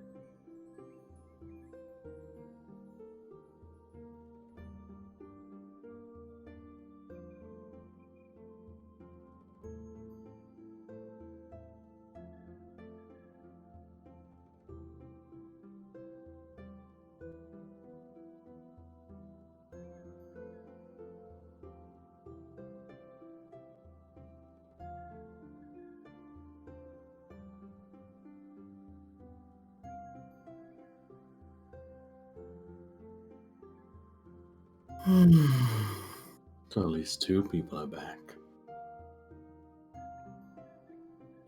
I'm back.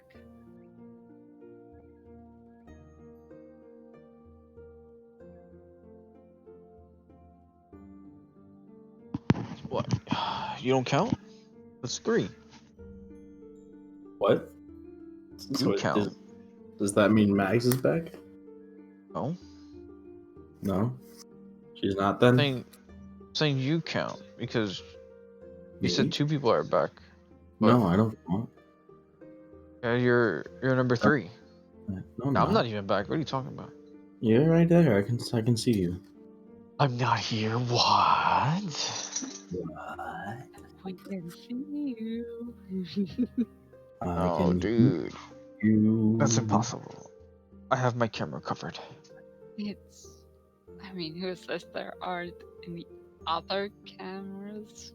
Oh. Oh, man. No. Hold on. Cannot be. Maybe? My cell phone? I mean, what? My FBI agent? Cams? Then your cell phone or your webcams and stuff. I have the webcam. My cell phone is my webcam.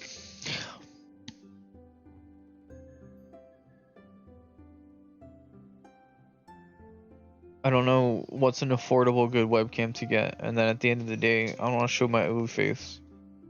You should just get a VTuber avatar. Yeah, you could. I mean, just get an avatar of Durand or something.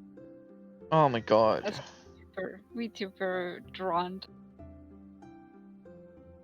Durand is a VTuber though? Can I play Durand for longer than I already do?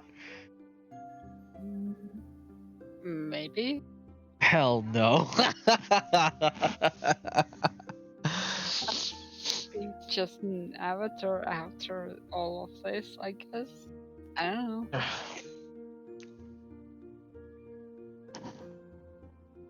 I actually bought a webcam from work. I just haven't tried it out.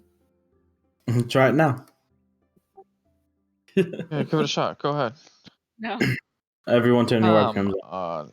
I'll turn my camera on right now.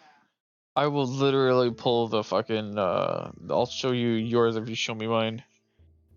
Or the other way around. I don't remember where it is at the moment, but I'll no. show mine if you show thous. Where's my It's- phone? Where is my phone? It's over phone. there. I'm looking for it. See, I'm pointing right at it. Can't you see? It's right there. No, I'm looking for it. Where? Oh, there it is. Do you need glasses? I hear Mags. Is she back at her computer? No, she's on her. She's on the phone. Oh, okay. If you hear anything, it's I'm walking around. Okay. Ugh. Let us know when you're ready, I suppose. Plug this thingy in here, and I load a $5 application that I purchased.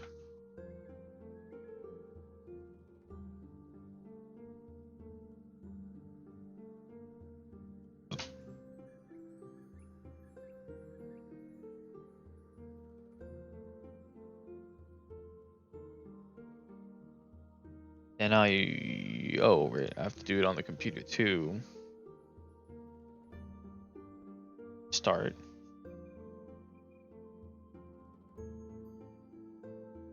Then I turn on camera. Uh-huh. Nice arrow keys you got there. You can find my arrow keys, bro. Oh, it's facing the other way. Oh man, technology's hard, you know. Wait, why is it this way? It's too old for technology. Yeah. Hey, can you see me? Oh, ew, Xbox controller. Ew. Look, don't.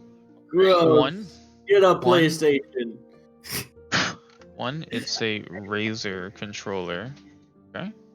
Razer. It had the Xbox thing on it though. I don't have a choice, okay, but it's the best goddamn controller I have ever owned in my life. I don't like Xbox controllers. Razer.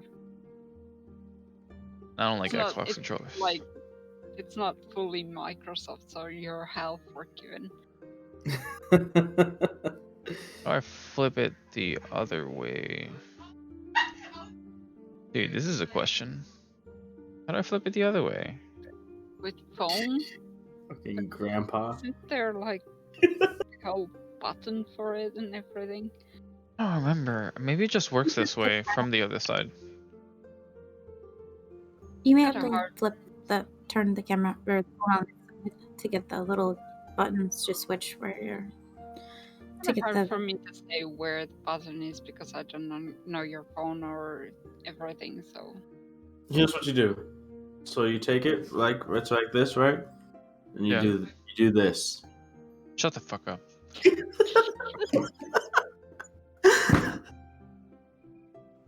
But it looks like you have it like vertical.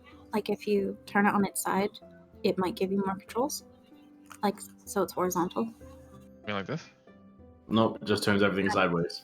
Oh no, I I meant like it. like his view might change on this Oh phone. jeez. See now we have a Ah! wow. Oh man. yeah, Lord. What about me No, it's upside down? upside down. Okay, you're upside down. Up to you. Get off the ceiling, dude. Then I have to Shame. mirror this. There we go. Is it mirrored? Do you mirror it so that it's right, or? Yeah, I have to mirror it so that it's right. Otherwise, it does not work.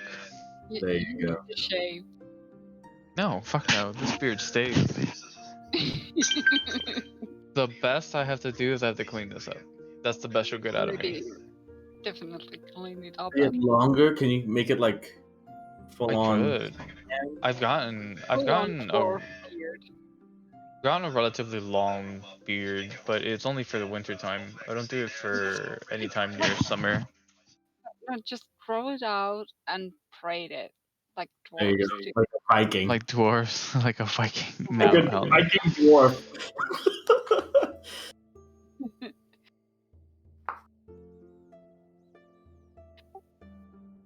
All right, What you do it? who's next? Not me.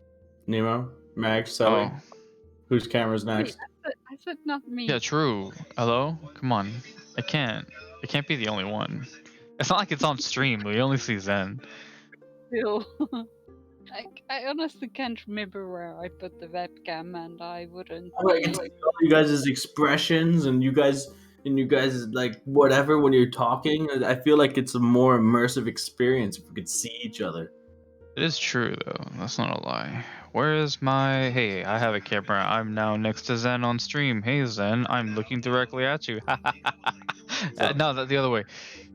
No, Yeah, you're hey, over there. dude? Ryan, No, don't worry about that. No, I gotta look We're going this off on my side. Hey, bro. Hey.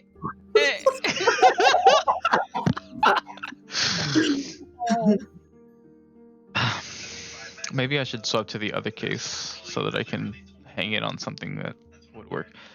Focus, please. Thank you. Beautiful. I don't think the webcam that I bought would be too great, but I guess it would be something. I don't know. It's really as much as you guys are comfortable with. I'm honestly joking, but if you're not comfortable, don't do it. Not even sure why I bought it. Because I'm honestly not too comfortable of showing my face or anything. I don't even like people taking pictures of me. Just wear a mask. True. Get like a masquerade mask thing so we can still see when you're talking, but or a Batman mask thing that would work too. Batgirl. A Batman mask would be, probably one of the only masks that does the exact opposite of what you need for COVID. True. Yeah.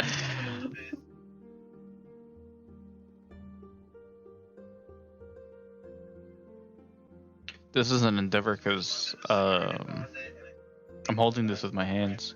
It's a very crisp camera, though. It's a freaking $1,200 phone, my dude. Why did you get?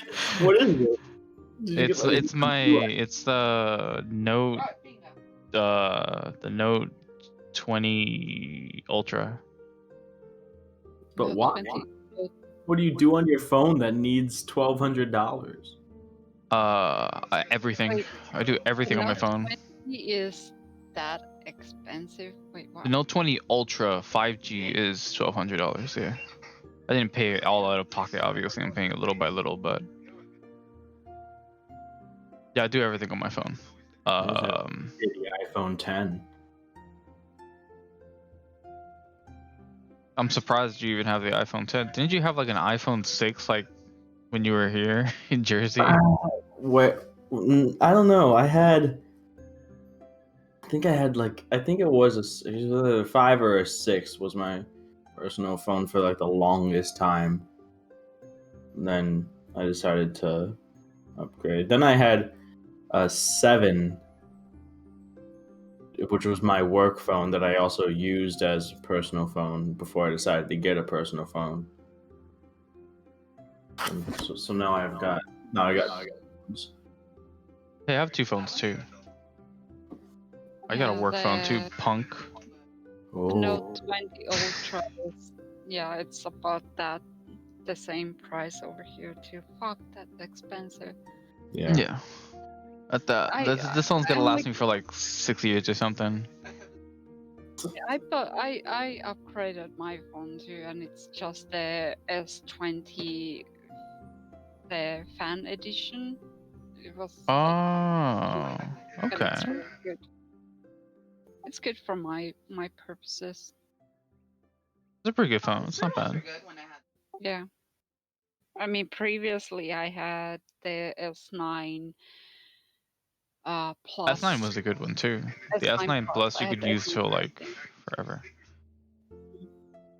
But they had a pretty good, offer for the S20 and everything, and I'm paying it in parts and stuff like that. Yeah, so- same thing as me. I don't have $1,200 to throw out of nowhere for this freaking phone, dude. Holy crap. I wouldn't have money for, straight up buy a phone. I bought my iPhone 10 straight up. Yeah, because you probably bought it when they were all being discontinued for like $100. No, I bought it. It was the newer phone. I bought it Put when it it when was it. $1,000. What the Yeah. fuck? The only issue I have is that I can't, of course, use my awesome sauce cover that I had for my S9 Plus. Mm. Is it too There's big or like too small? there's like no good covers for S20. Get D brand. What I have. What now? D brand. Trend? Yeah, Brand. it's duct tape. Wrap it in duct tape. Duct tape. Why would I do that? To protect it. D brand is I bought a clear cover case thing for this, but I have this awesome sauce cover for my S9, and I kind of want. Okay then. Don't get D brand. Never mind. Disregard that. Now D brand is like a skin for your phone. Hmm. What was the Mine's cover? just- Let me Send see. a picture of it. Mine is turns thing into like dragon scales or whatever. Hmm.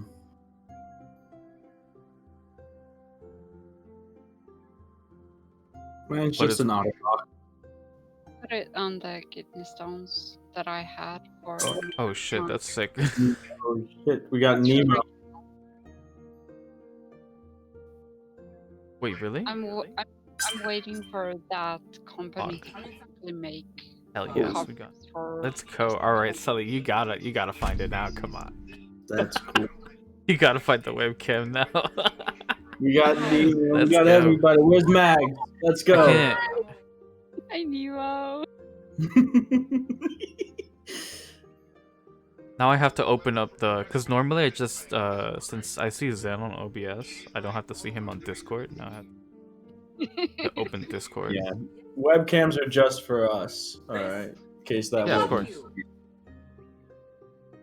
My face is on stream and you're on stream. I mean, Nobody Oh, else. yeah, that's you. Wait, I'm on stream.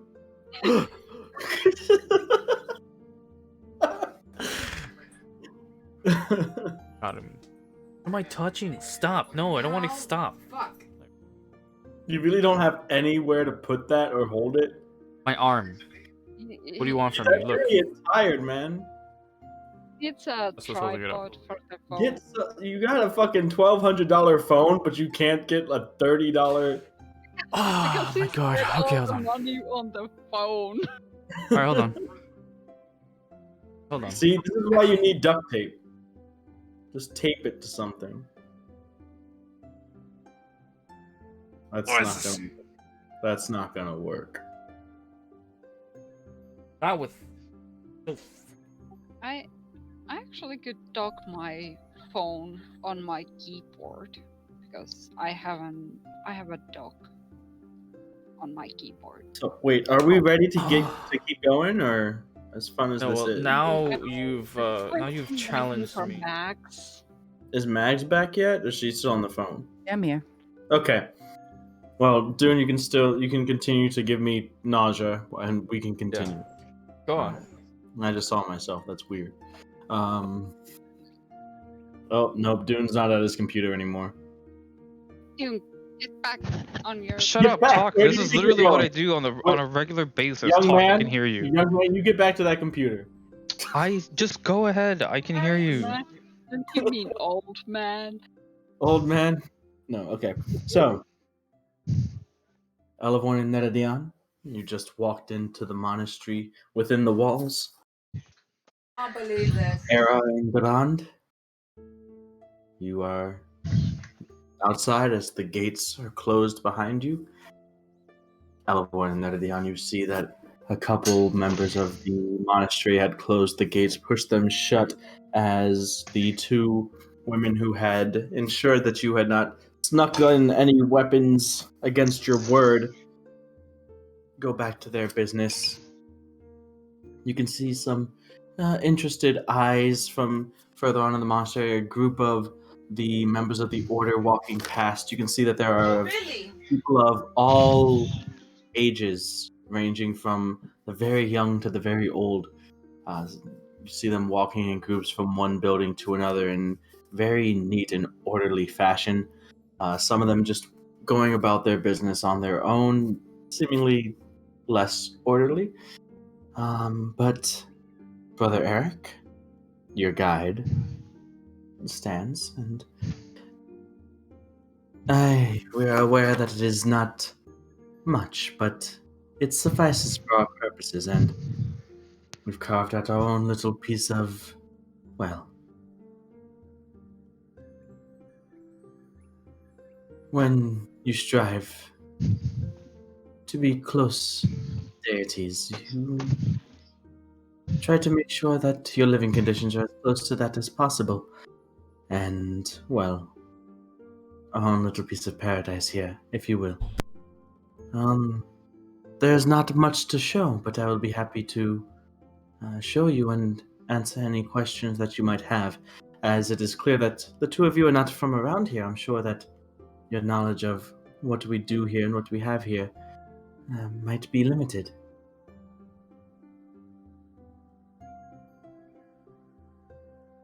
Well, first of all, I mean, I have to say it still looks very nice, even though, you know, like you said, you don't, well, you don't need a lot. It still looks really nice and, like, cozy, I guess. Nice. Thank you. It's good. So I suppose we should start with what is closest. Please follow me. And he begins to walk ahead of you two, and you can see that he's walking off towards one of the buildings onto the side, not towards that main building in the center, but one of the smaller ones. You can see that a couple of them seem identical. Of these 6 buildings that are flanked, 3 on either side of the temple, you can see that there are 2 of them that are fairly larger. So the way it's set up is you have like a small building, a slightly larger building, then a small building, and in the middle is the large temple.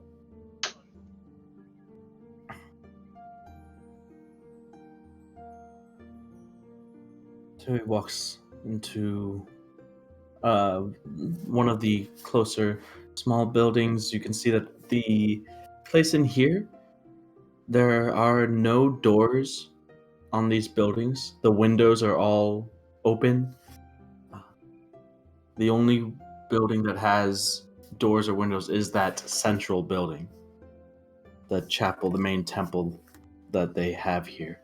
Walking into one of them, you can see that there are many sort of sleeping bag type cot setups with hay that line the walls and are spaced out nice and evenly. In this building, you can see maybe a dozen such things. It seems like a communal sleeping rest area. Simply put, this is where some of our younger members lay their heads every evening. We have 4 such buildings dedicated to sleep for our members, and the 4th one is not at capacity quite yet. Still room for us to bring in new members of the order. It is very simple, but it is all that we need. And looking in, you can see that each of these areas seems like copy-paste identical to the next. The beds, if you would call them that, are all made up and all nice and neat with the blankets and pillows that are there. And at the foot of each is what looks like a small, less of a journal, but like sort of bounded pieces of parchment.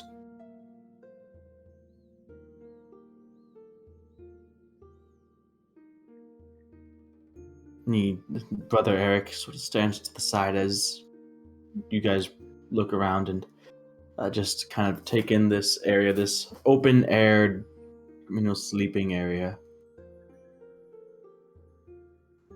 Are those books?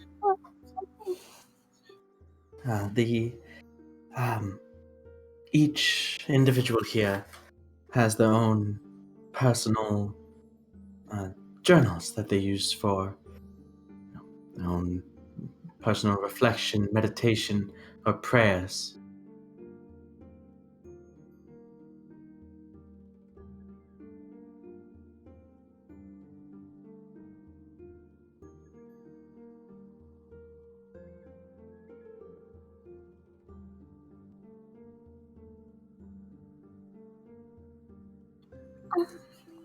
I know this is a rude question, but how long have you been here at the monastery? I have been here for. Oh, time is one thing that we do not regularly track. Unfortunately, I'm a little embarrassed. I would say my closest estimate would probably be around 30 years.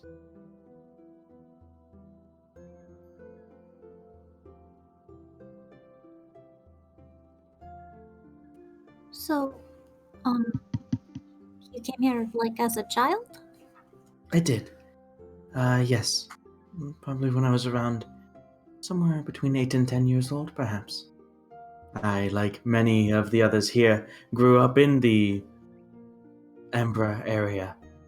My family, from what I know, and I do see them from time to time. They do make their donations to the monastery, as do many of the other families around here, are still doing well.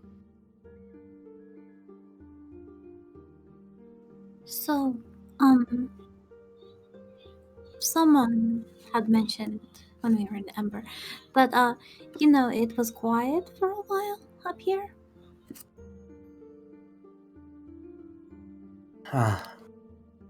You can see the expression changes a bit.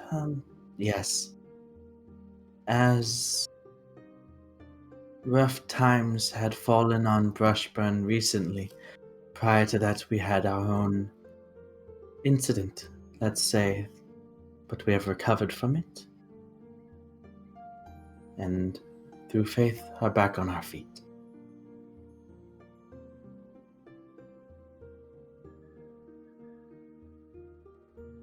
So you weren't personally? I was not. Oh, that is good. I'm glad to hear that you were okay. I mean, and it's good that you've recovered. I mean, as a whole, not. Sorry, I was curious. He kind of lingers, his gaze on you for a bit, sort of.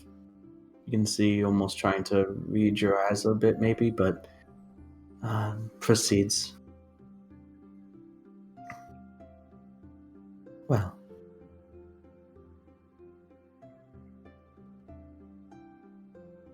shall we move on?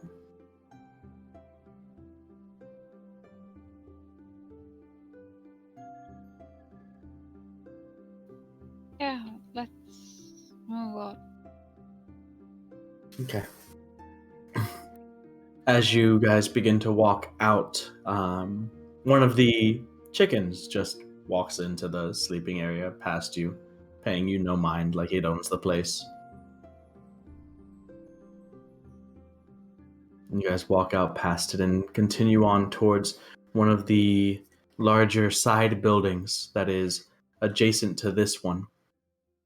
Between this building and the next, however, there is a garden of carefully planted and tended to flowers, currently being tended to and weeded by an older member of the order, an older male, and two younger ones, children, a boy and a girl, maybe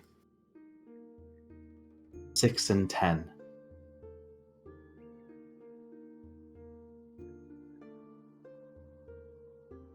The kids look up to you two and kind of just sort of watch and look as you are walking towards them, kind of distracted from their gardening work. Before their mentor, it seems their elder, snaps them back into it. I'm just going to walk up like, wow, these flowers are beautiful. And I'm gonna be like, is this what do you guys work on? Are you talking to the kids? Yeah. The girl speaks up. She's the younger one. In the afternoons, sometimes, yes. Do you like it? I do. It's. She looks to the older one, and then he kind of nods. Speak freely. I like it a lot better than classes, to be honest. It's nice to get some fresh air. Well, there's fresh air in the classroom too, but I find it more. I find it more interesting. The older one speaks. Your classes are important, Cele, but there's learning and knowledge to be gained everywhere, even in gardening here. How is gardening learning?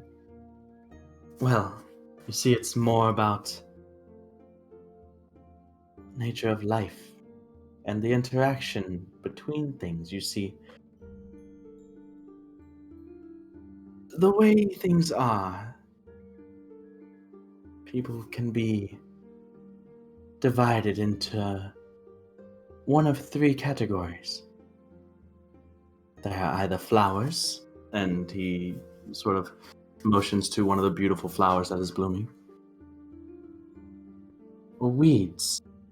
And as he goes and continues to pick and prune and weed around the flowers, the boy speaks up. Brother Harper, you said there were three. You only mentioned two. What's the third one? Very astute, Tana. The third one is what I am. What you are going to be. You see, a flower exists to bring its beauty to the world, to make it better than how it got there. Weeds exist to destroy those flowers, to remove that beauty. The flower is precious. It is fragile. It cannot defend itself, and that is what I am. That is what you will be. We are gardeners. Currently, kind of looking down and smiling at Cele, you are flowers. It is my job, my responsibility, to make sure that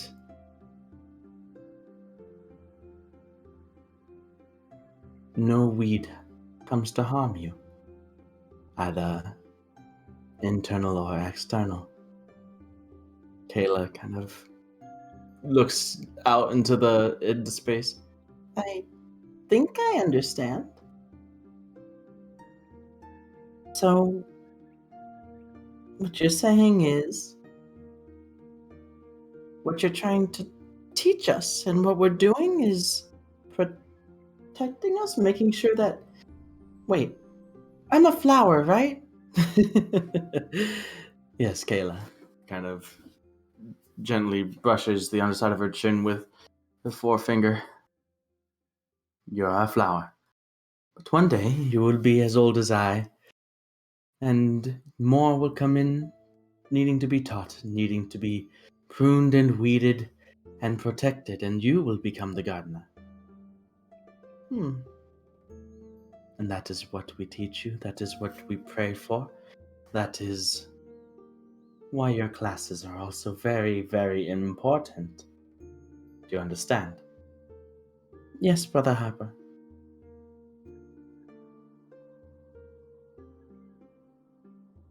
You can see that despite your presence and the children's sort of enamorment and interest in you, Brother Harper, their sort of mentor, hasn't even really paid any attention to you. It seems like he is invested in what he is doing and the work he is doing with the children.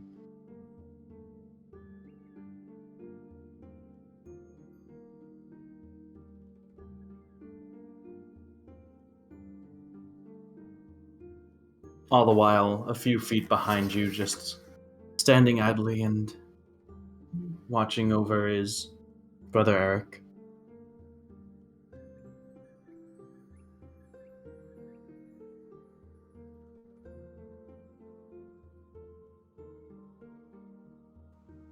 Well, I'll let you get back to your gardening lesson.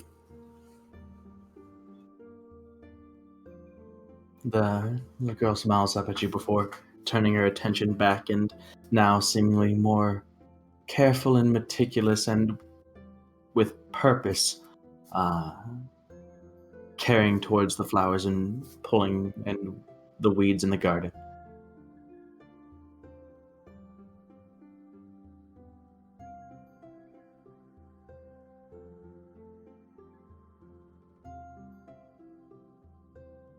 So you guys are continuing?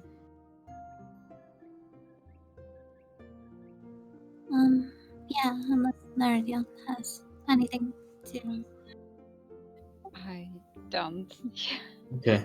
So you guys begin to walk away, and as you do, behind you a little bit, you hear the young boy speak up.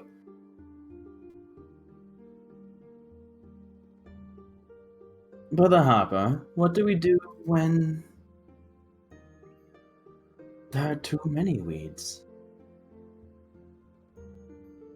And at this point, the conversation is growing further and quieter if you continue to walk away.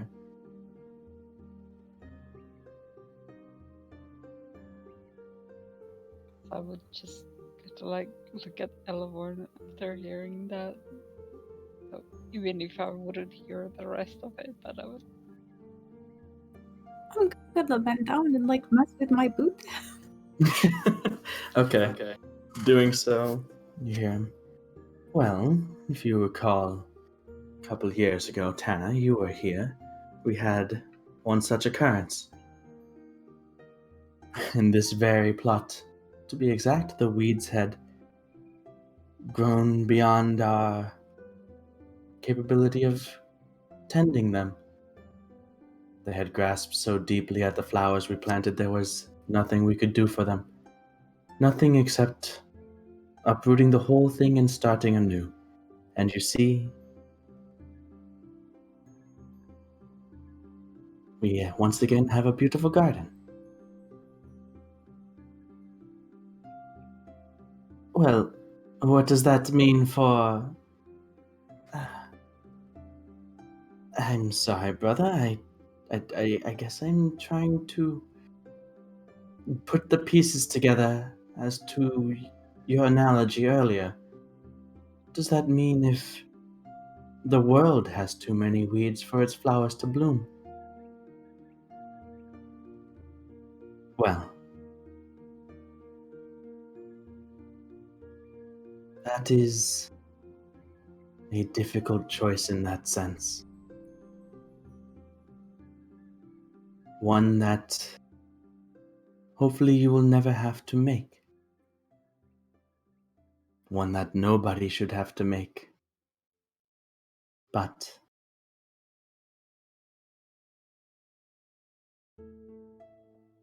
well, it is not as if we would have the power to do anything about that anyway, now is there?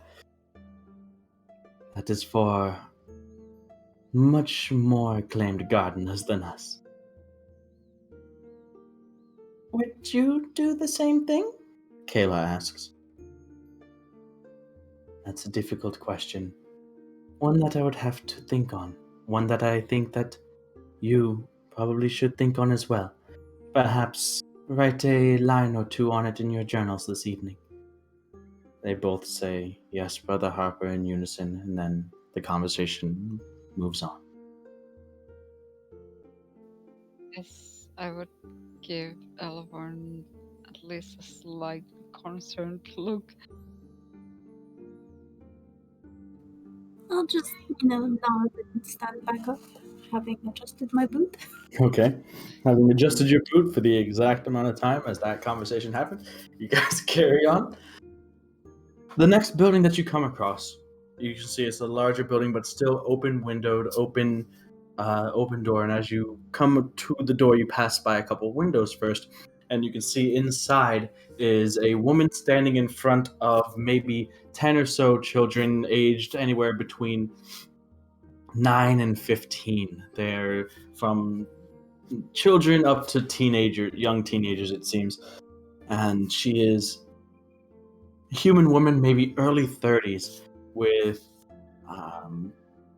raven black hair that is pulled up into a bun. It looks like it could be long if she let it down, maybe towards her waist, maybe just above or so. But she is talking, making eye contact with the children that are there. This is, as Brother Eric explains to you, their schoolhouse. The monastery serves more purposes and offers more to its members, especially the young ones, than simple devotion to Pelor. We do what we can to pass on the knowledge that we have gained in history and the sciences, arithmetic, and linguistics as well, teaching the children to read and write, something that they would not otherwise have access to in their normal lives should they have carried them out outside of the monastery. I We use understand that, this is kind of a ways from Ember all the way up here, but couldn't, you spare some resources to set up something more centralized for maybe all of the children? It's, I understand it's a benefit of coming here, but it seems like They're kind of far away from their homes, so I guess that's what Elmorn was trying to portray. I mean, if I understand that, and that would be a good cause. A cause that the people of Ember would be more capable of undertaking than us here. We are a small order of worshippers. We are not the government or the empire responsible for teaching in them. In all honesty, if I were to be blunt, the offering that we can make to the children of these families for a good, peaceful, safe, well-nourished, and well-educated life is one of the largest drawing points that we have for our order to continue.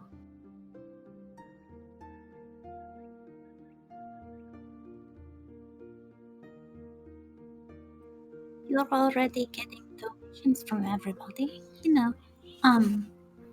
I was just thinking, they might be even more giving if all of the children were to benefit, It would perpetuate your order even more and make it more, perhaps well known, unless you're not striving to be known, in which case, I can understand that too.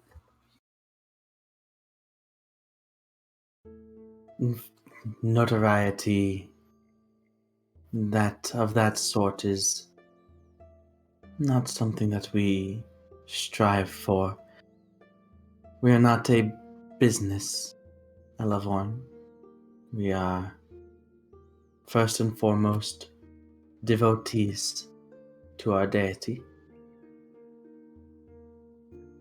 And the seclusion from the politics of the outside world lends to that.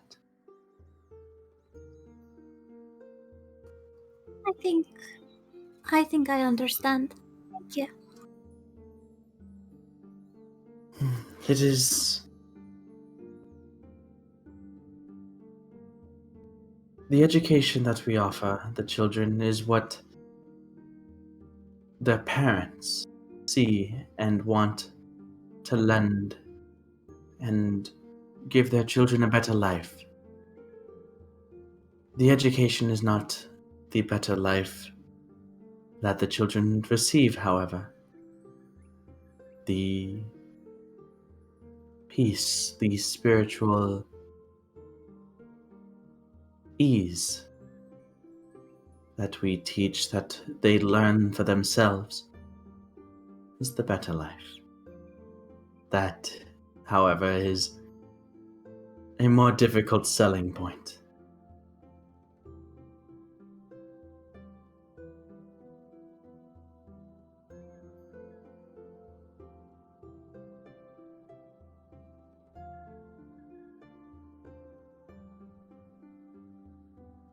So,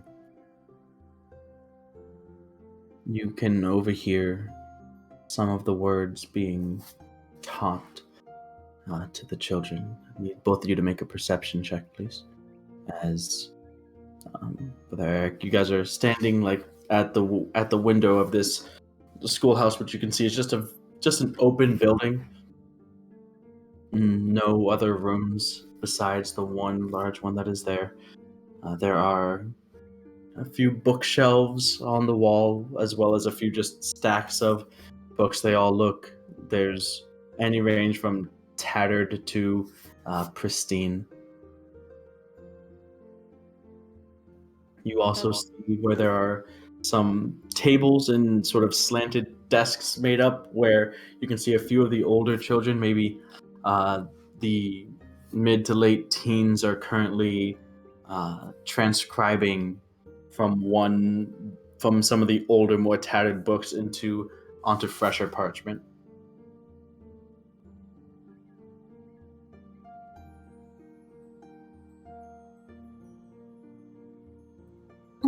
It was 19 for me.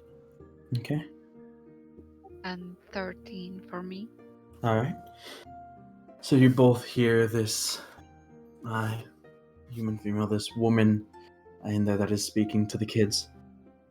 She walks over in the direction of those that are currently transcribing their work with quill in hand. What we teach you here is the same that we were taught, and more.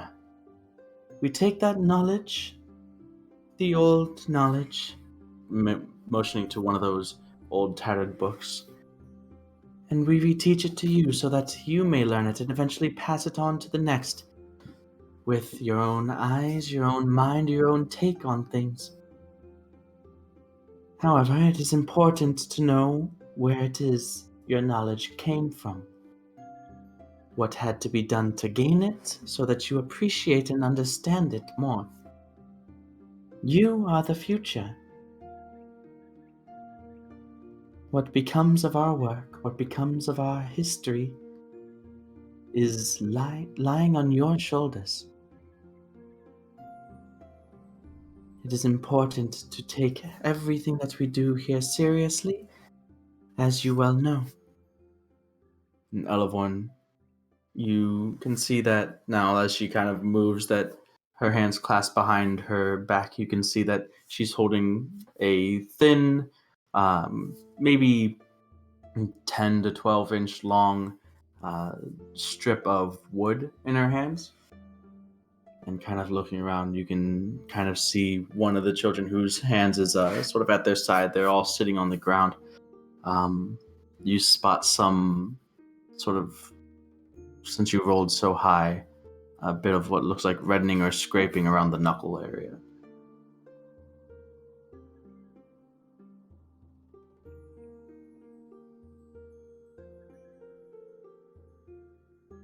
But she continues, and it goes into what looks like a lesson on basic arithmetic, using various pieces of sort of also it's using sort of like a religious Palor sort of undertone, like speech, teaching basically religious word and scripture guised as arithmetic, kind of, so kind of a 2-for-1 type of thing. You see the kids are attentive, they are respectful, and as the conversation goes back and forth, you hear that this woman here, she's The children address her as Sister Abigail.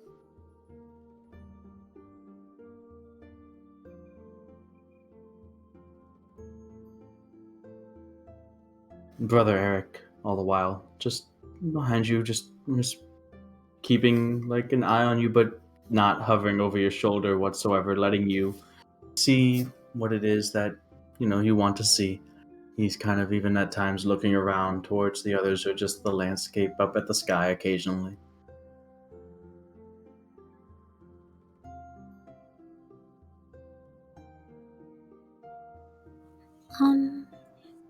Do you remember it being, different when you were a child here? Or, I mean, do you think about it often? Well, it depends on what you mean by different. I am older. I have aches that I did not have as a child. There are we did have. It is different around here. The walls are a little bit higher, the buildings a bit better kept. Certainly more books than we had, more members, absolutely. There are fewer trees that we had outside of these walls when we grew, but as I grew, so did new ones. But at the same time, it is very much the same. The sky is the same. The wind is the same.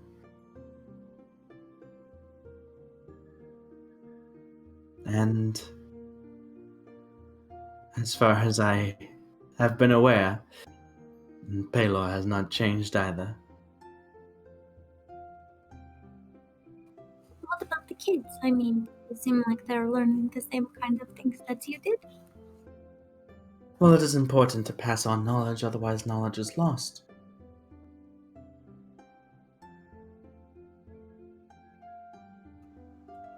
Yeah.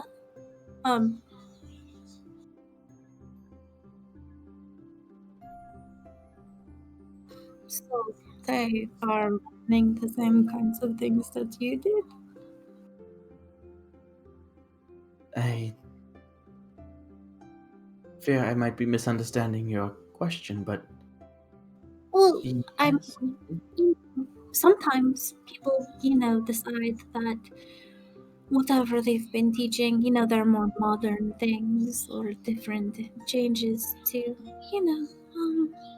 I guess maybe it's more in the cities that they do things like that. It is rare, but on occasion we do receive donations of books or pieces of literature, and as we learn, so do we pass that learning on to those that come after us. I mean, we learn better ways of going about things, better ways of doing things. Certainly, we teach those ways rather than the old, antiquated ones, but that is small things, trivial things. The big picture, the main reason we are here, and the main focus of our teachings has remained the same, as I do believe it will for the rest of eternity. That's a really long time. I would hope so. For all of our sakes, yes, I would hope so. But it is something that we have to believe. Something. Well, I mean, you don't have hope one day it might be different, that, the gods might be more present.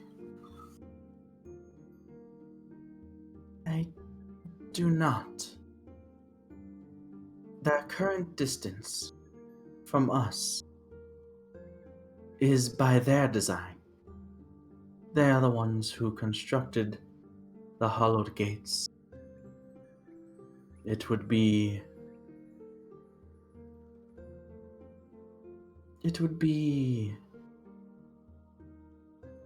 unfaithful, disobedient of us to attempt to bring them closer to us They were close to us once, and that did not end well for this world.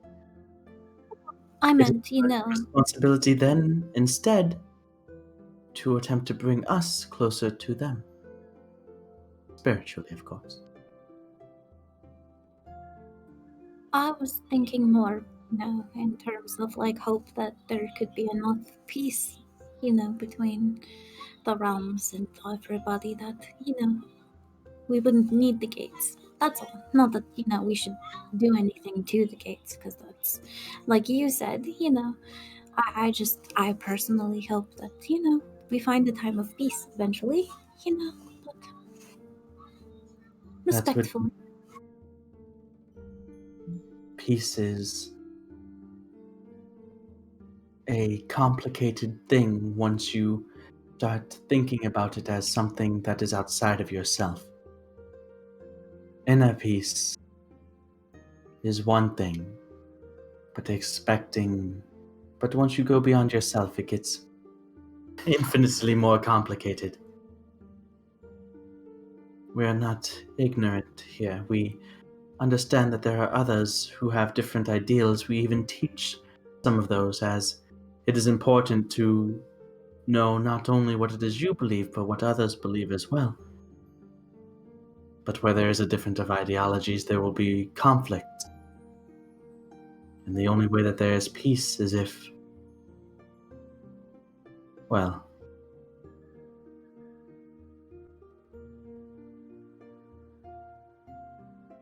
I cannot be at liberty to say that. That is far beyond my understanding. I'm sorry, I was thinking, not Well, kind of trails off a little bit. you were going to say something. I mean, it's just us. There's I no reason not to do share not your want opinion. to say anything as if it were fact. It is merely my opinion, and What is your opinion? It's my fine if we opinion hear. sorry, that peoples with ideologies will want others to conform to those ideologies. And while that is fine, if you believe strongly enough in one thing, sure, you want to share it with others. That is, at its core, a good thing. However, that problem comes in when people with ideologies then gain power. It is the combination of ideological faith and power that is dangerous, and a danger to peace and others. But, as I said, peace on a grand scale of thing is complicated in one thing. Here we focus on oneself, one's inner peace. Peace with who you are, peace with your surroundings, peace with your deity.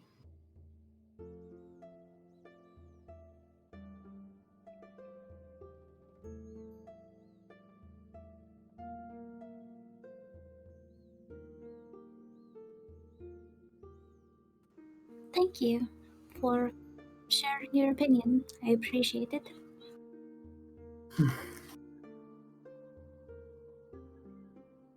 Well, have you seen enough here?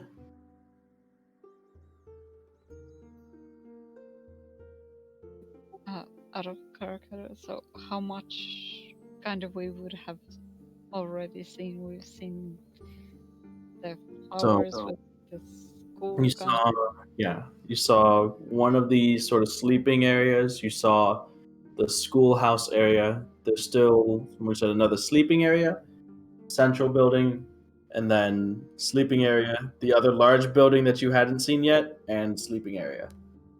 So basically, unless you wanted to go and see each individual sleeping area, the only other place to see would be the across the way. You look across from the schoolhouse past where the two-story temple is towards what looks like another open-aired larger building.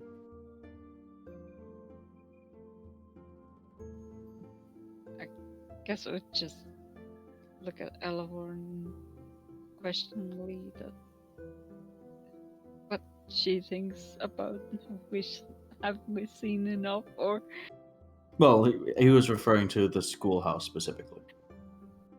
oh I mean Oh, yes, I've seen quite a lot.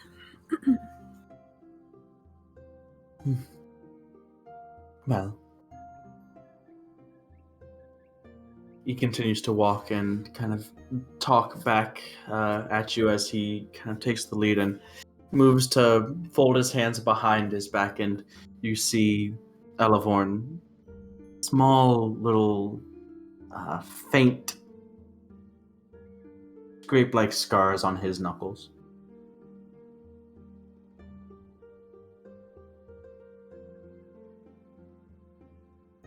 As you follow him, and he continues to talk about life within the monastery walls, just sort of walking nonchalantly by more of these little gardens, vegetable gardens, past a couple pig or two that is currently just lounging, relaxing in the shade of one of the buildings.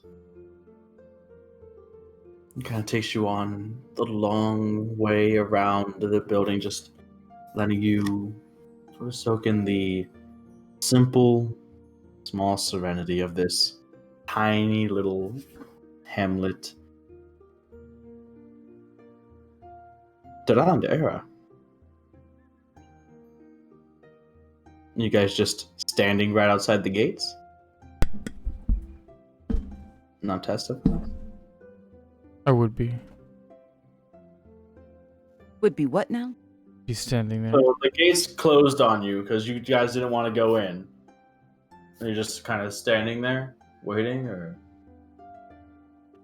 I think maybe. Well, if I'm looking at Duran not doing anything, I'm probably gonna want to mess with him. But before that, I would like to send. I'm assuming that they still have the bracelets, so I would have at some point sent them a message just to give us a heads up if there's anything we need to know about, or if they're, sent something. They're off about something. If you guys are off about something, please let us know.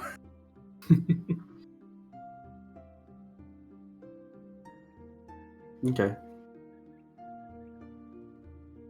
Otherwise, so right now where you guys are, here's the monastery. You guys are at the gate around the other side, around the walls. Basically, the monastery is between you and that large lake.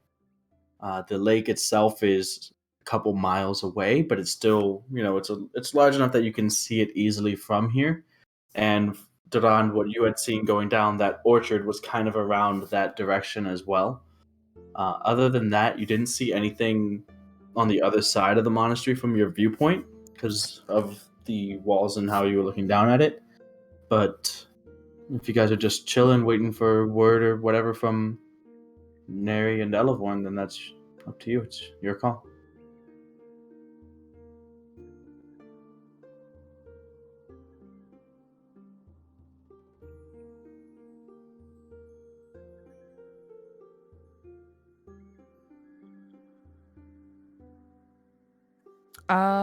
Let me see. I'm probably regretting not going, but at the same time, I'm not going to trust them at all, so I'm okay with saying. Would I just, I guess, could I use fly on myself and just, fly overhead and just look around? You could. I will. Okay. So you cast fly. You fly up. Are you, flying over the walls, just getting an aerial view of everything? Well, I don't think I would need to fly over the wall to get a view in it, no? Need to be above? Okay. So you fly decently above, and as you do that, you can see that you can spot out quite easily Netadiana and Elevorn, as they're the only ones dressed differently from the other members of this monastery here. But as Elevorn, Netadiana, now you are kind of almost like getting taken in by this place and noticing as you kind of turn back around as you're heading back now towards the main gate that you had come from, but on the other side of that temple, you do see quite clear in the sky, as it is a very clear sky, Era flying up there. And you do notice that Brother Eric has also noticed Era. Oh, I'm gonna wave and for some Well, reason feel like I shouldn't be up here. No, there's no, I think just kind of, you guys are Elevorn and Netadion, you're behind him, so you just see him kind of in the back of his head as he looks up. While still walking, just kind of, he just slows a bit as he does. Oh, I would look at what I was looking at. As would I. And then just like, I don't know, do the whole like, what the fudge motion. I'll just like, yeah, I'll just shrug. Like, I don't know anything about this. Continue.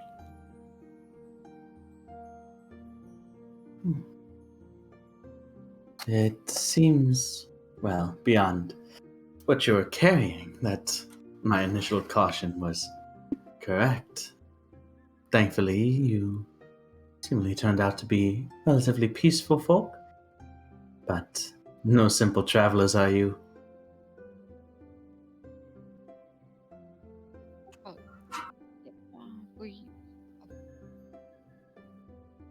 Nope.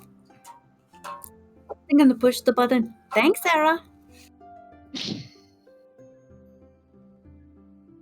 Eric, it's Eric. Oh, yes, sorry.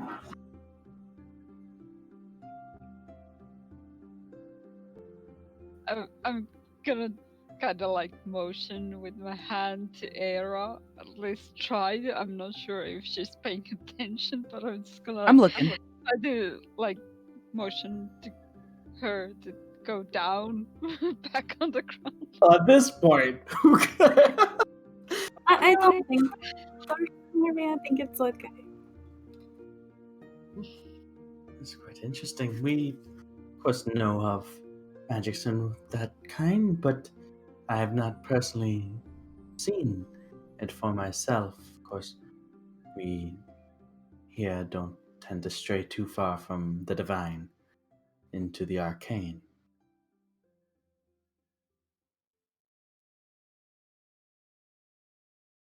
I mean, well, of course, you guys probably don't have the need for whatever she can do, so it's totally understandable. And No. Those of us that have been blessed with the abilities know that it only comes through their spiritual strength, their closeness to Pelor and his favor upon them.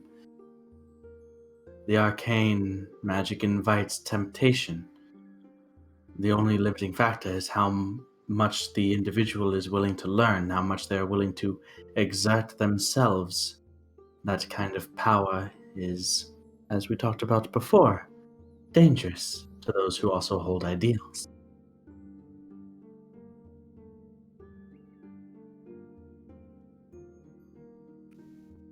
As he's explaining this, I'm just kind of You flying around. can't hear him. He's not talking to you. No, I know. I'm just saying, like, as he's explaining this scenario and area, I would just be in the background, just floating around. Okay. In the background, floating around, shooting off fireballs. Whoa! Whoa! on fire! Oh my god, Era, what Just are fire you from the doing? hands to heaven. Just testing stuff, guys. You poor children. I'm seeing if I can burn God. Oh my Not yet. God.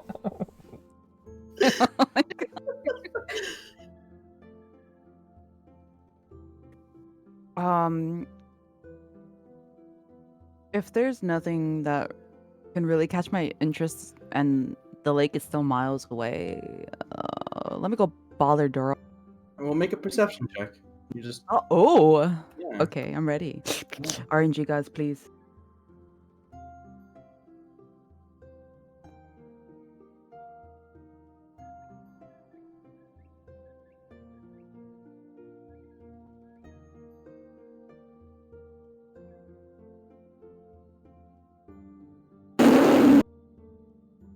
That sounds good. What was it? Perception? Yeah. 3. 3. Okay. I was too busy Um. having fun floating, apparently. Yeah. Yeah. You're just excited. No, you don't see anything, and there was so much to see too. No. Oh my.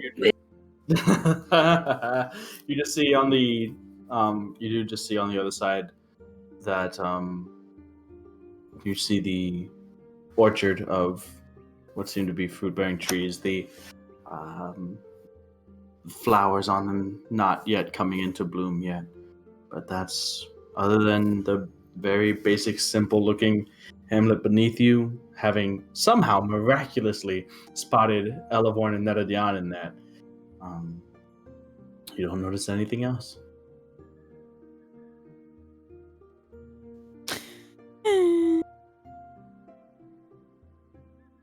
Alright, guys, my job's here is done. Let me go bother Duran.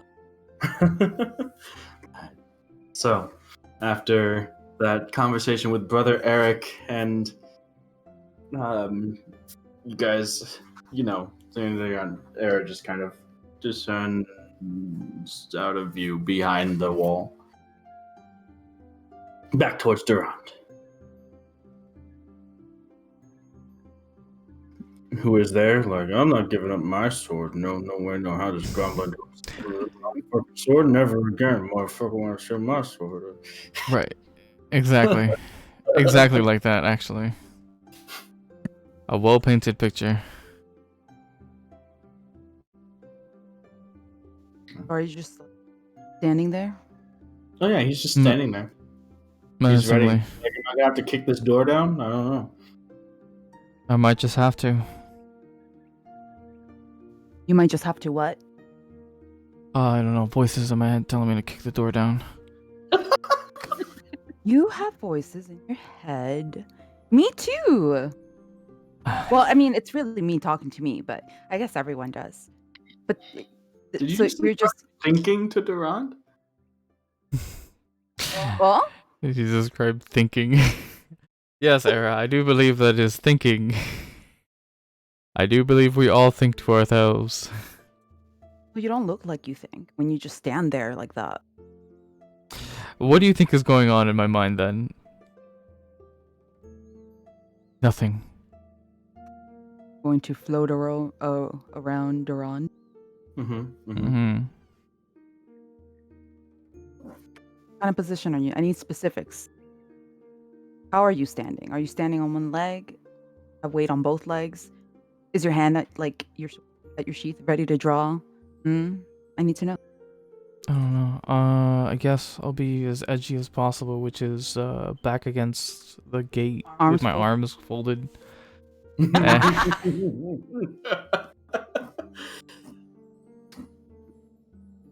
Well, what's on your mind currently? Because it doesn't look like anything right now. Well, if you must know, I am quite concerned over what might be going on in there.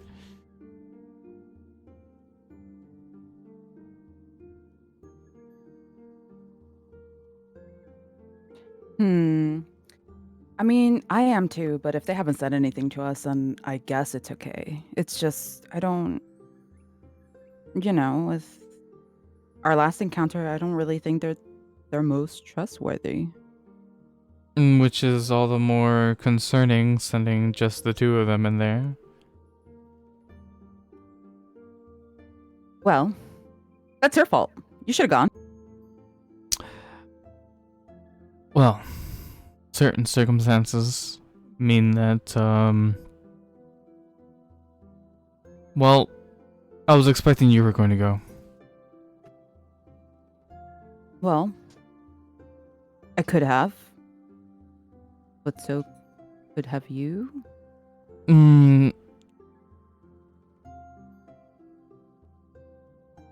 Well, not that that matters anymore.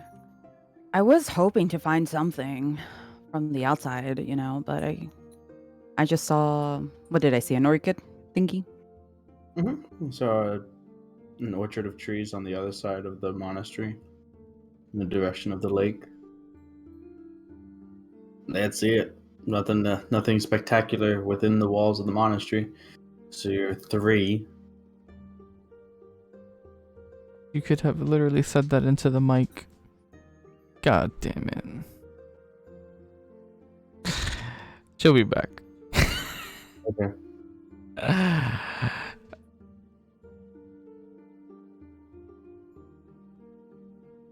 So should we carry on? We're nary an Elvorn or wait or what? I believe she's just making small talk with me. So if you think something's actually gonna happen over there, she's just trying to roleplay with me. That's what she means by bothered around. Okay. So if you would like to sit back and watch a show, you're gonna get a show. But you'd have to wait for her to come back. She went to go answer the door or something, I think. Okay.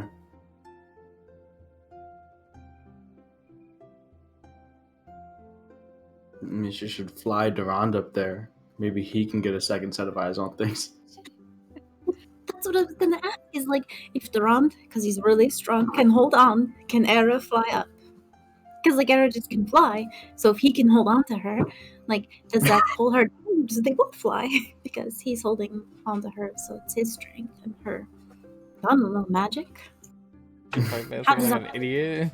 The fuck? It'd probably be easier to Bigby's hand him up, but because if she were to fly, it would be at least she would be at half speed at least, or at most half speed, with lugging Durand up. But you know, what does half speed matter in this circumstance? Speed isn't too important in this, I think. Yeah, speed is always important. Well, So fast. so I mean, you still have the fly spell active, obviously. You Yeah. could put Durand up above it if you guys haven't made enough of a show yet. Ah. Oh my god, all these ideas. Okay. Yeah, sure, why not? Let me lift him up. No. No. Are you going to object? I'm going to object. Okay. Why? Why would I want to? To see. Right? Get a second. I'm concerned. I'm not gonna make us look like fucking idiots. Are you saying I'm an idiot? I'm not Send it to saying. Dragonborn. Airdrop. I would believe that Elevorn's previous statement into the bracelet, which of course you should know, I heard, is was not well received. Why would I aggravate that more? Well, she thanked me, if we're talking about what she said. Era. In that tone?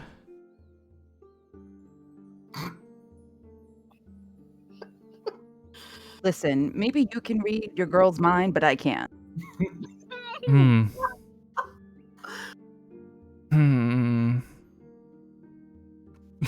So, I don't know why. Talking to you just angers me in a weird way. Say more. Show more emotion. Do something. I believe I'm showing a good amount.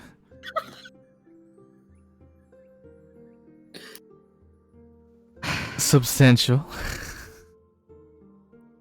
Words being said considered.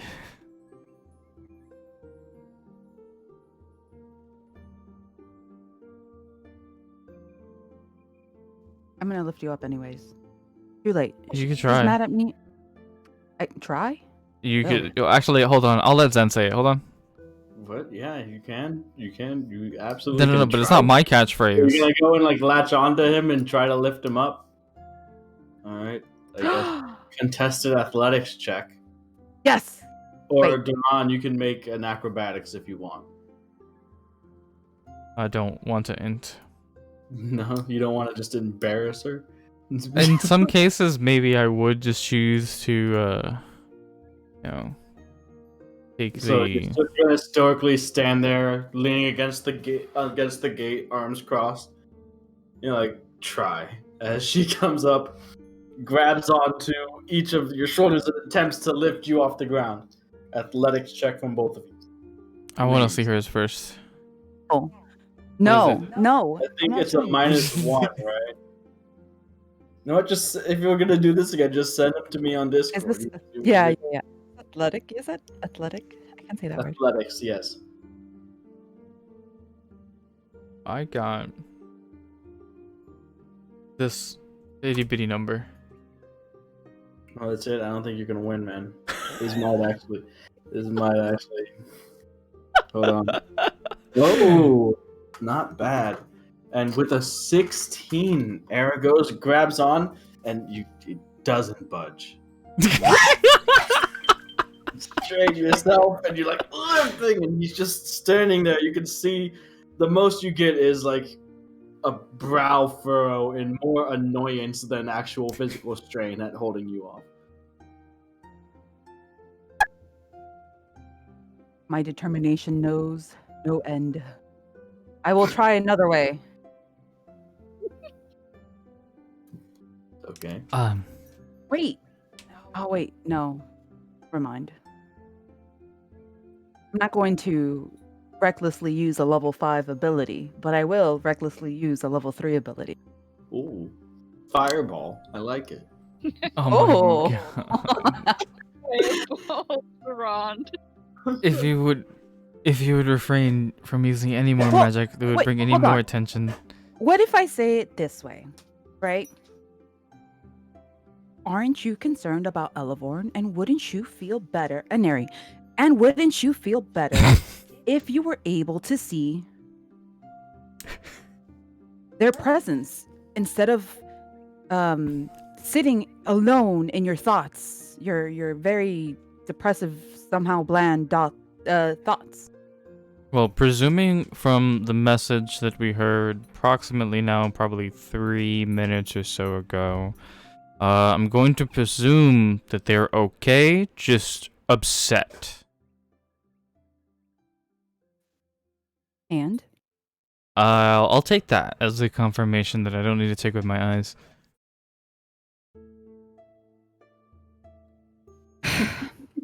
All right, but if something happens to them, I want you to know that you could have prevented it. We could have prevented it. I did my best. So you want to stand here? Here? I would like my voice to echo, please. Okay. So, back to Netadian and Elevorn. You wake up restrained in a dark no. That would have been like, what the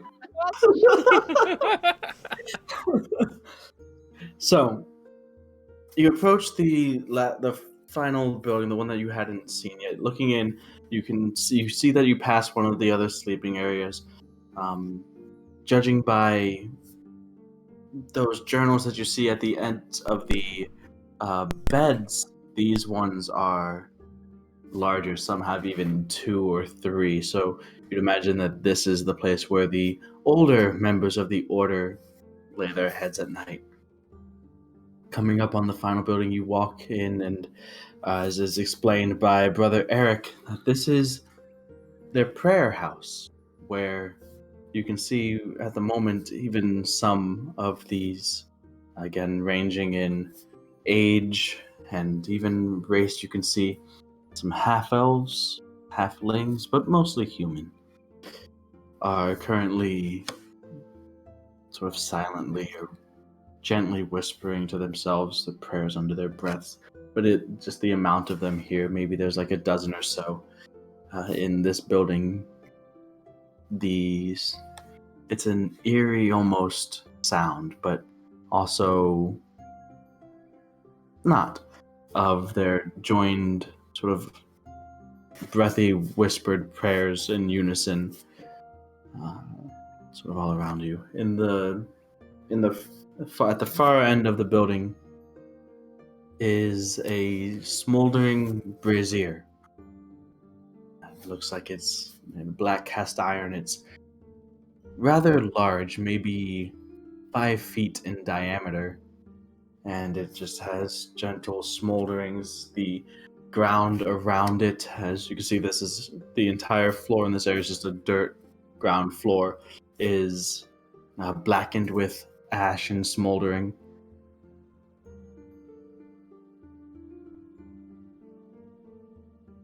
This is a prayer house. All members of the order come here at least 3 times a day. Some come here more.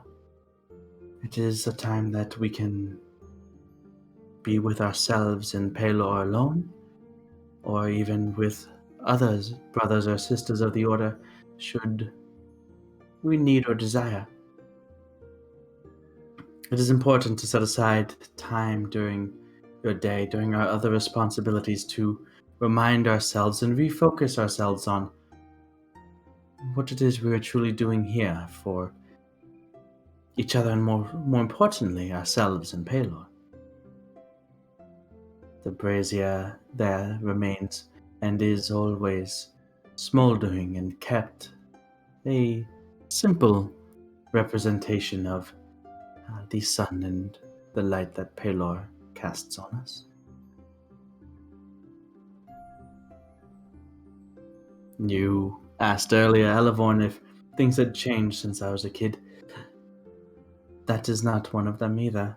That brazier has been a light for, well, as long as I have been here.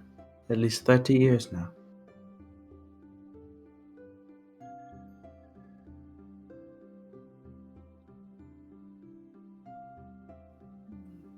I mean, this might be kind of rude, but just like you don't add anything to the brazier. It's just always been. No, of course we do. Members of we tend to keep it light, refuel it if necessary when the time comes. It is symbolic.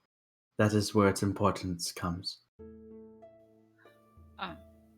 Yeah, I was just curious because I mean, like you mentioned that you guys, at least some of you, do know some magic, so I thought it might have been magical, I guess. I'm sorry. It is a wonder, is it not? Traveling with a friend such as yours, I would imagine. That one who we saw above the walls there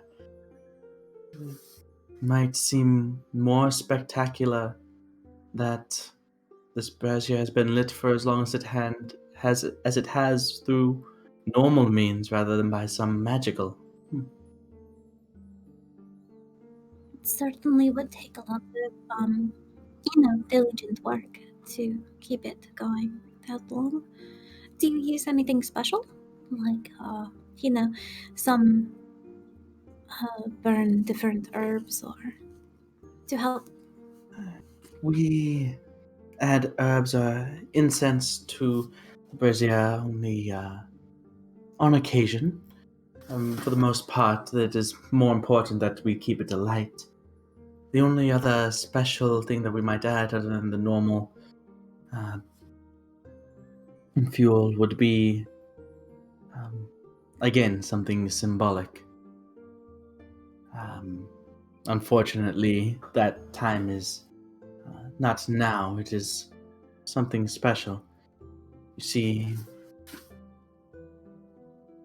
every so often, every time we get enough new members, we teach them a skill, and in doing that, teach them also something important.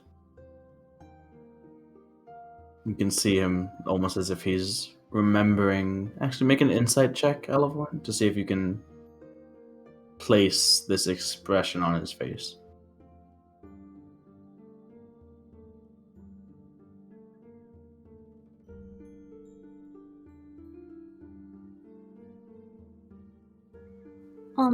That's an 18. 18. It looks almost as if he's recalling some distant loss. Maybe even like the pain of a loss that you can't even remember. Like it doesn't feel that anymore, but recalling it as he continues to explain. Well, new members, we teach them some basic woodworking skills. Very, very basic. Over the course of a year, 2, however long it takes, they carve and craft for themselves a special totem and item, a little effigy of whatever it is of their choosing. The work they pour in, their hearts, their souls, their personalities, their everything that embodies who they are is put into this craft, this project. And then, in a special ceremony that is offered to the brazier, detachment from the physical, from the self, in deference and offerings to Pelor. In essence, you put all your effort, your soul, your being into a small, simple craft. And then, just as we, through faith, offer our lives to attempting to know and become closer to Pelor, we offer those small, simple trinkets to the brazier.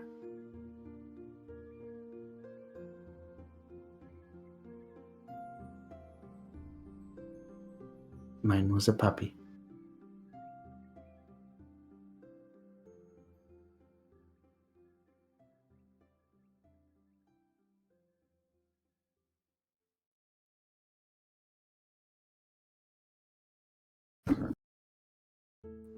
Elevorn is going to have become very kind of stiff and rigid. Like Okay. her lip just kind of like not saying anything. But very concentrating on containing self. I would pick up on Elvorn's like stance and everything and would be like kinda awkward and also keeping eye on Elvorn. I mean Neri knows Elvorn can contain herself most of the time at least, so but still keeping eye on her and everything and like being like this is very awkward and uncomfortable and So, I said this room is also very, very sort of plain. There are more windows and they are higher up than they are, and at this point, the sun being high, you can see that there are angles so that beams and rays of sunlight come in at angles to light the interior of the prayer area and where the windows are located. They are aligned in such a way that the light does shine directly onto the brazier at this time of day. Seems like they're lined up with the brazier, so we can kind of see like they're on the east and west walls. But I mean, you're not being inhibited from looking around or walking around the space if you want to. Otherwise, it's moving on.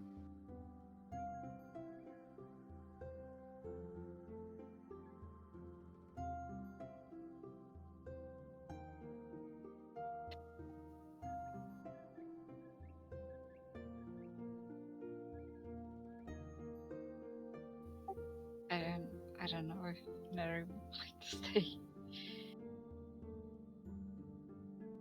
Hmm?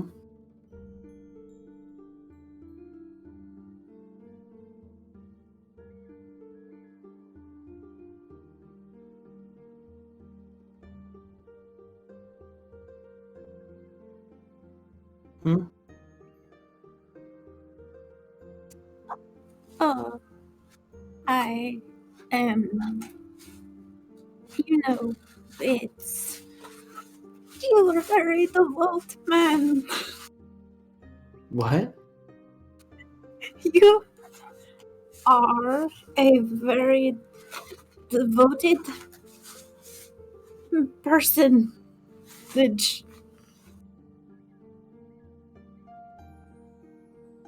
Something quite apparently seems to be bothering you.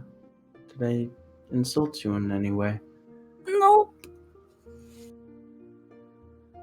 Yes, I would ask Elorn in Elvish that do you want to go to Drowned Era?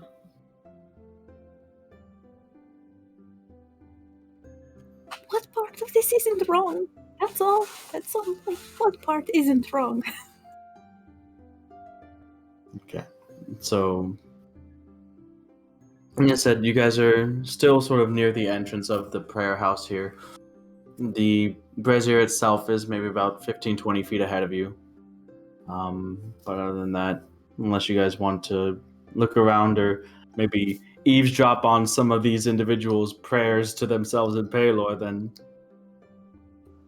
Actually, I'm gonna walk in there, right up to the brazier and stare at it, and see if I can figure out what this evil thing is. the brazier.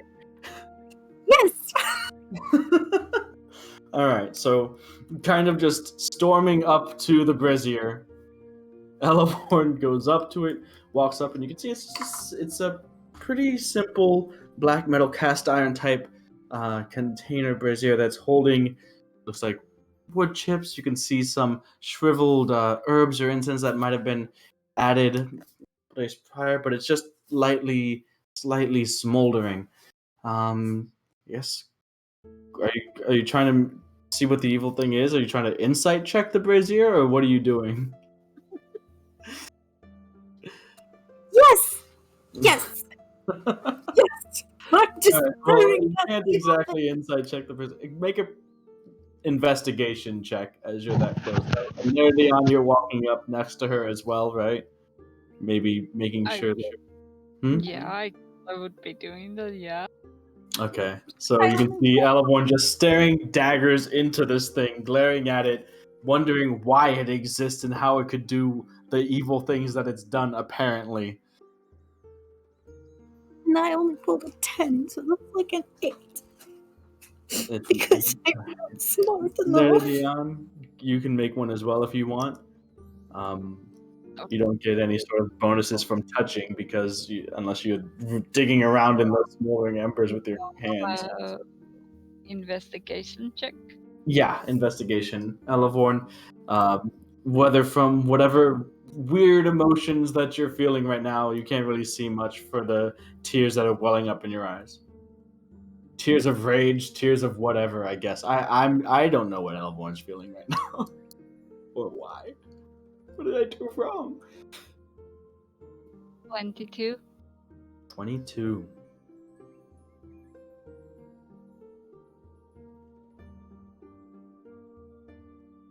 Through the embers,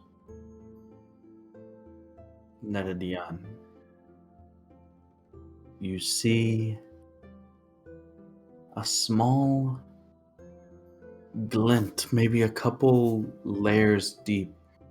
Something silver, a strange shape. You can only see part of it. Seems vaguely familiar, but you can't quite place it. You just can see it. It's not the same metal as the brazier there, and it's not far down enough to be the base of the brazier where you see it. You just see something that looks like ashen silver, just a glint of it. The light from the embers and smoldering sort of wood chips and charcoal bounces oddly at that particular point. You can't quite place exactly what it is, though.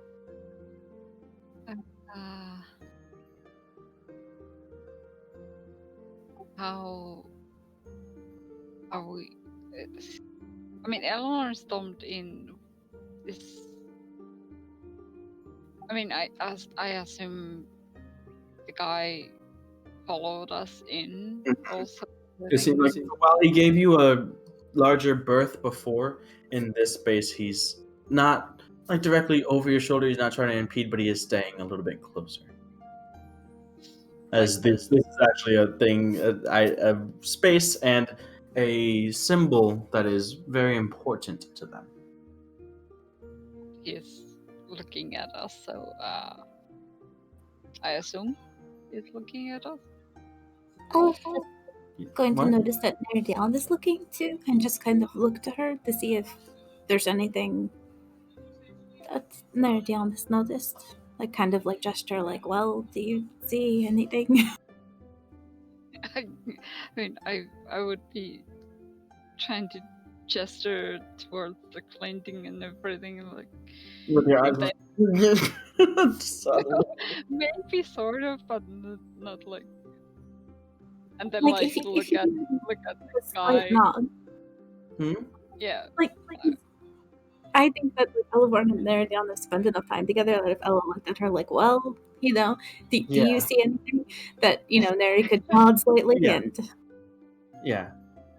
I mean, I assume since all of the other guys who are in the place are praying, they aren't really looking at the brazier, I guess. I don't know.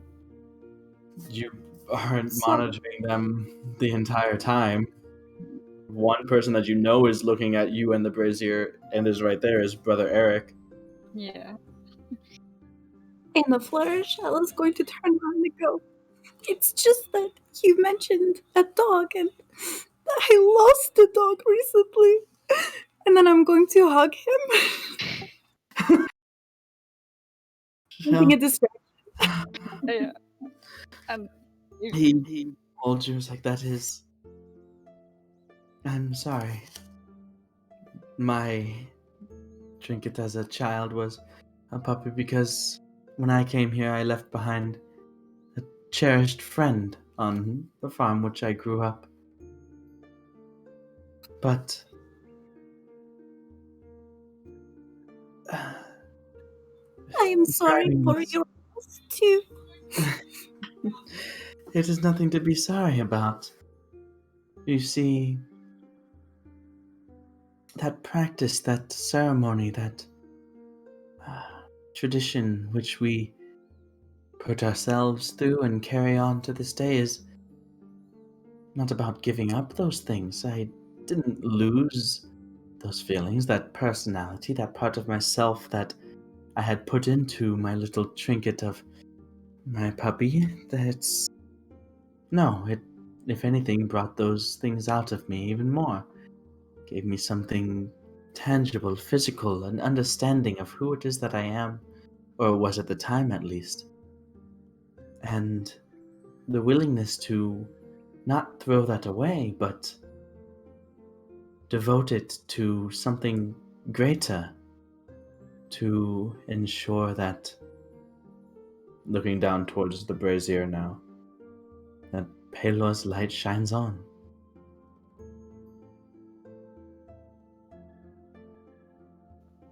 I guess I would have tried to snatch the thing while he was distracted by Eleanor.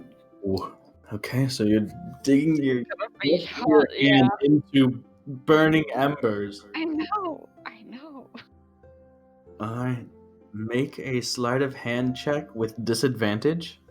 Elevorn, I want you to make, let's see, a performance check, please. And if I use lucky, it would be just 1d20, right? So, yeah, well, let me think. I mean, Effectively, yes, yeah. Well, you could roll, so you roll the disadvantage, you take the lower, and then lucky, you would be able to re-roll that lower dice. okay. I'll So yeah, just one roll, straight roll. Okay. I'm just saying, if you Sleight did of hand. sleight of hand. Well, Elevorn performed really well. Was a 20 total. 20 total. Okay. So the entire time he's trying to console you, trying to and you can see kind of get lost in his recounting of his story, but also like still trying to console you and sort of keep the peace of this, worshipping space that they. That was 21, by the way. 21. You reach in, you grab it, you pull it out, your hands scorched, you take 1 point of fire damage. As you pull it back, because you have to do it slowly but swiftly enough so that you're not making a huge noise, just holding in any sort of grunt of pain as well, trying not to scatter any ash as you do so, and tucking it into your cloak, your ash-covered hand now as well. Just so that's tucked in, still in your grasp, just in your cloak. By the time that Elevorn pulls back and, is talking about his puppy, he's like, yes, that is. Oh, well, we can discuss this outside. I do not wish to disturb the prayers of any of my brothers or sisters.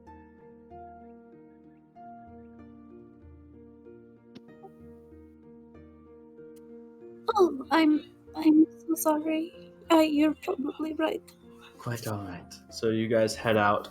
Netadion, you still kind of arms folded to not just hide whatever it is that you had just snatched up, but also keep, evidence of your tampering in this, symbol of Palor's eternal light that you just plunged your filthy hands into. Hey, my hands are filthy. Your heathenous paws. All right. You head out, and that is our prayer house, an accessible place for all members of the order to go to when they need to. However, this, and motions to the 2-story building, the only one with a door with windows, still surrounded by a nice garden on all sides except for the 2-step stairway that goes up to where the door is. This is our temple. This is where we hold our teachings and services. And unfortunately, I am sorry, but it is the only place which we are not permitted to show to those outside of the order. If you have questions about it or what it is that we do, I will do my best to answer those questions, but I cannot let you inside. Well, that's not at all suspicious, but maybe I'm not thinking very clearly. There are certain things that we hold close, that we I mean this in absolutely no offense, do not wish to be muddied by those who do not share our life goals, those who do not share in our journey together, do not wish to share our destination with.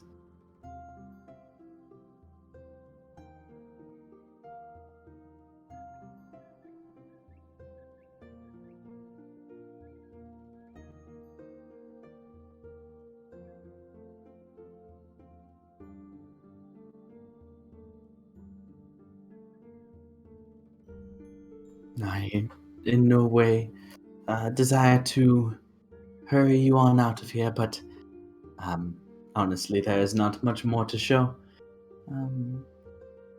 You may feel free once I escort you out to walk through orchards out behind the monastery there. There should be other members of the order out there tending to the trees as we speak. It is a special time, the flowers coming into bloom before they begin to bear fruit, it is important for us to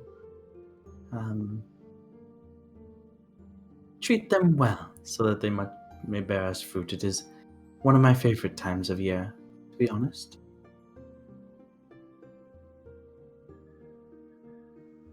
If there was, a way that could ensure that things grow a little bit better around here, would you be interested in that or not at all?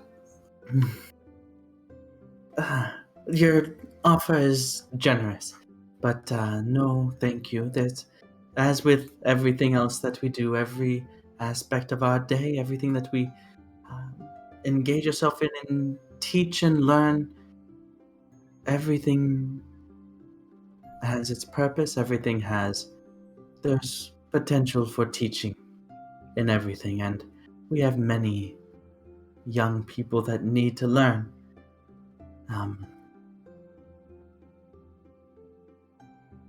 We can handle it. I do appreciate the offer, but it sounds like a shortcut, a missed opportunity to teach some lessons.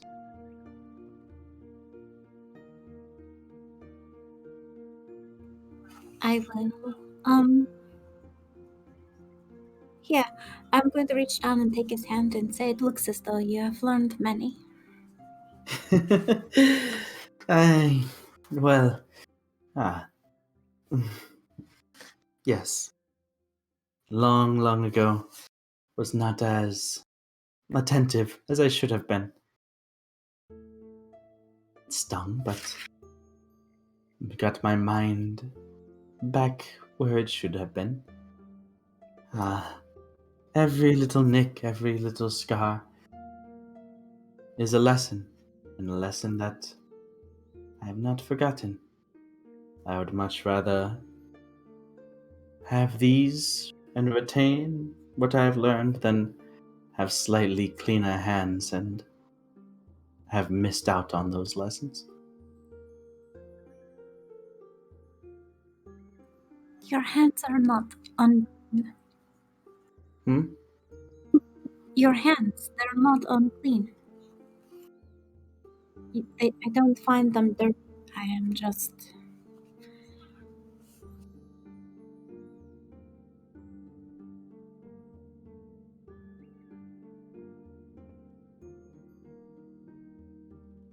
There are many ways in which one can learn something.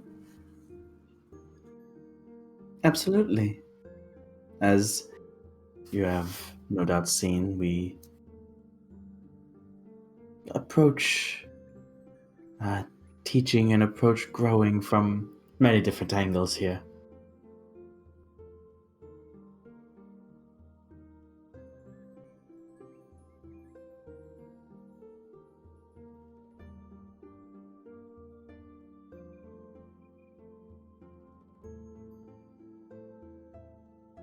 Anyways, looking to Nerdian and back to Elevorn. Was there anything else?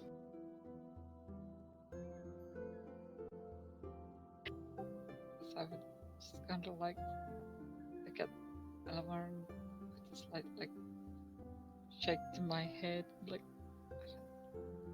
Not looking shifty or shady at all. like never looking shady, shifty, never. Alright. Dare you? So walking alongside you back towards the gate entrance. Doran, make a dexterity check for me. What? Why? Explain yourself. Doran, make a dexterity check for me. Son of a freaking A. Fuck it. Alright. No, but close. As close as I can get to... As close as a natural 20 as I can get as a 2 for you? For you? Yeah. It's only missing the 0. Exactly. It's 19. 19. Alright. You do manage to catch yourself as the gates open behind you. Oh my that you were god. leaning on. catch yourself, you turn around, like almost like at the ready, but you see there Elavon, Nedadion, and Brother Eric. Look, if you had told me that from the start, I would have rolled terribly and I would have fallen. On purpose. No. It just would have. Like, remember, the dice just has a way of doing things. Okay. So, well, looking to Era and Durand. It is, unfortunate, I suppose, that you deferred from seeing our little hamlet here. Perhaps another time. Yeah. Nothing personal, really. I understand. Elavorn and Nedadion, you guys walk to the other side of the gates. We thank you for your generosity and your donation. Safe travels to you. And thank you for the lovely tour you gave us. He smiles, and the gate closes. Durand, Nedadion, Elavorn, Era, you guys begin to slowly walk away from the monastery. What are you doing? I'm going to put my arm around there and cure wounds her. Cure wounds, sir. All Trying right. to- Sure. Your one health is back, and as she takes, as you can feel the stinging, burning in your hand fade. You're still gonna have some nice redness, maybe a little bit of temporary scarring on it, but it'll be fine after a while. Wait, she has gloves. She'll be fine. Yeah, not heat-proof gloves. Yeah, but like, wasn't They're skin. They all are gloves touchy-feely. that also intensify her sense of touch. Oh.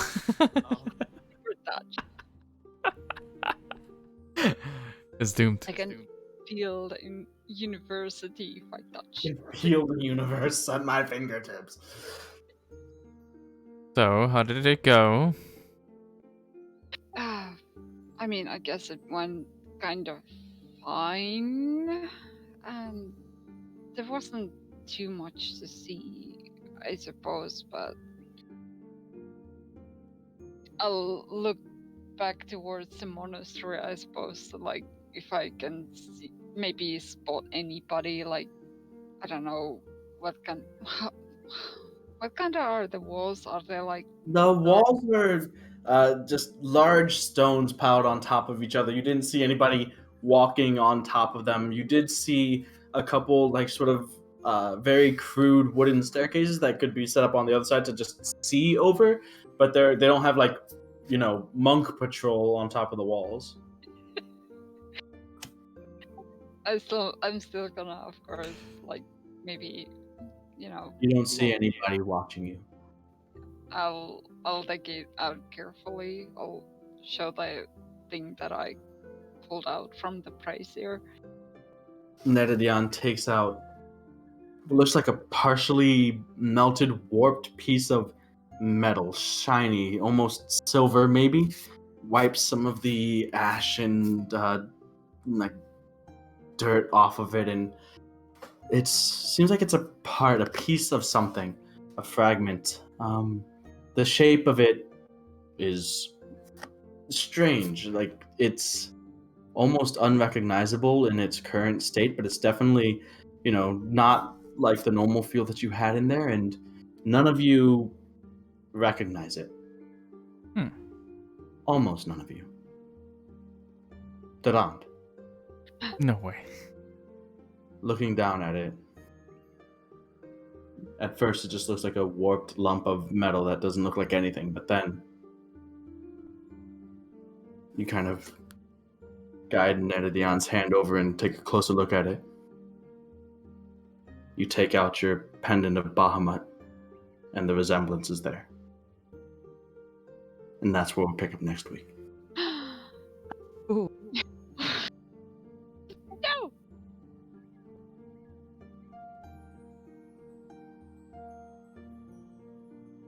What I watch? One of them is a traitor to Bahamut. Why they gotta do me like this? One of them is a traitor. Okay, now we gotta burn down the whole place. True. I'm on it. You don't even have answers. True. It's Go, Ayla, it's a go! crusade now. It's a crusade. Hopefully I not mean- like the Murloc Crusades. They were bad. Exactly like the Oh my- Murloc Crusades.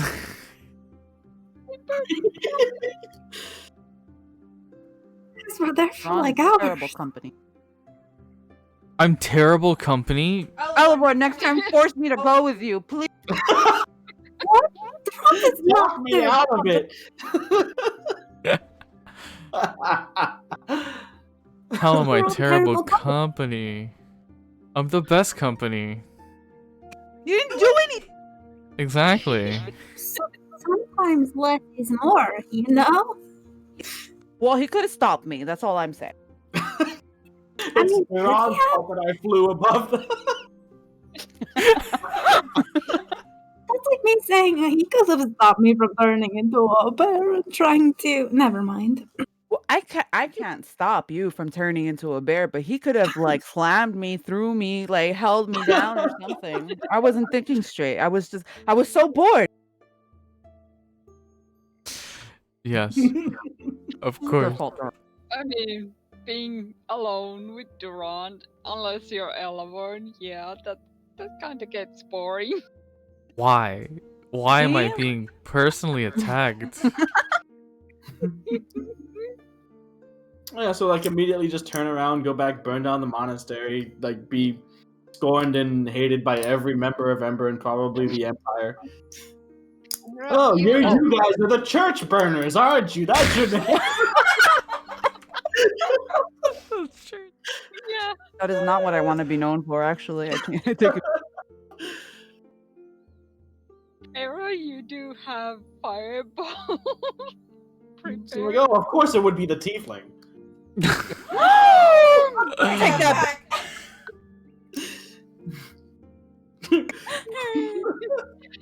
Elavon is just gonna have to polymorph Era into an animal. It's like, no, we don't have a tiefling. No, we don't have tiefling. This is a Komodo dragon. Excellent. Excellent. Erin either polymorphs herself or Ellie can polymorph her, and she goes undercover. We can polymorph as the each most other. Beautiful chicken in the land, and spy. There is a chicken in there. Whoa, whoa, whoa, There whoa, are whoa, a few. whoa, whoa. Yeah, there was some Whoa, whoa, whoa. chickens in there. You could have gone. Yeah, but none of these chickens are barren. Okay, You don't know that. Shit, you right? we should have saved the chicken.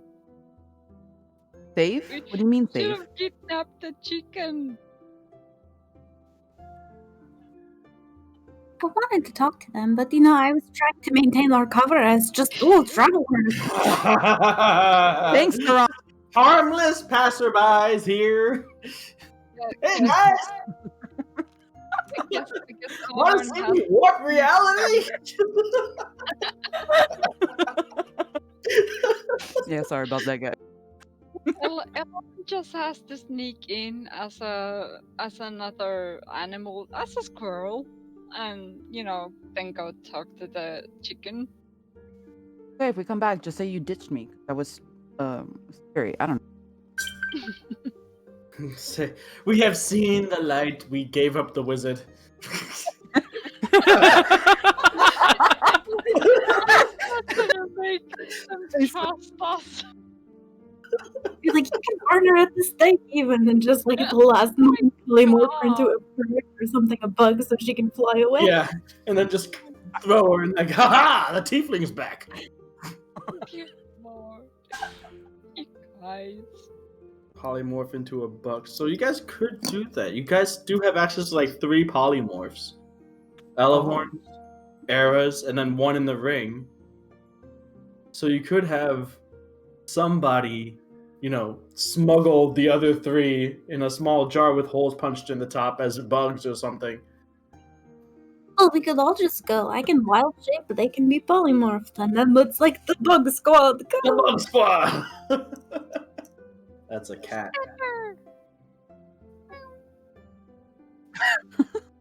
Kitty. Kitty. Look at her one white with whisker. Old lady. Oh. How old is Pepper, anyways? Like 10. Wow.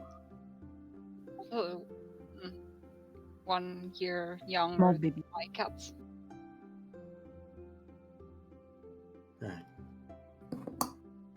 Good night. Good Good night.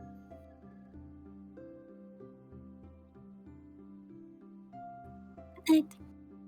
Good night. What?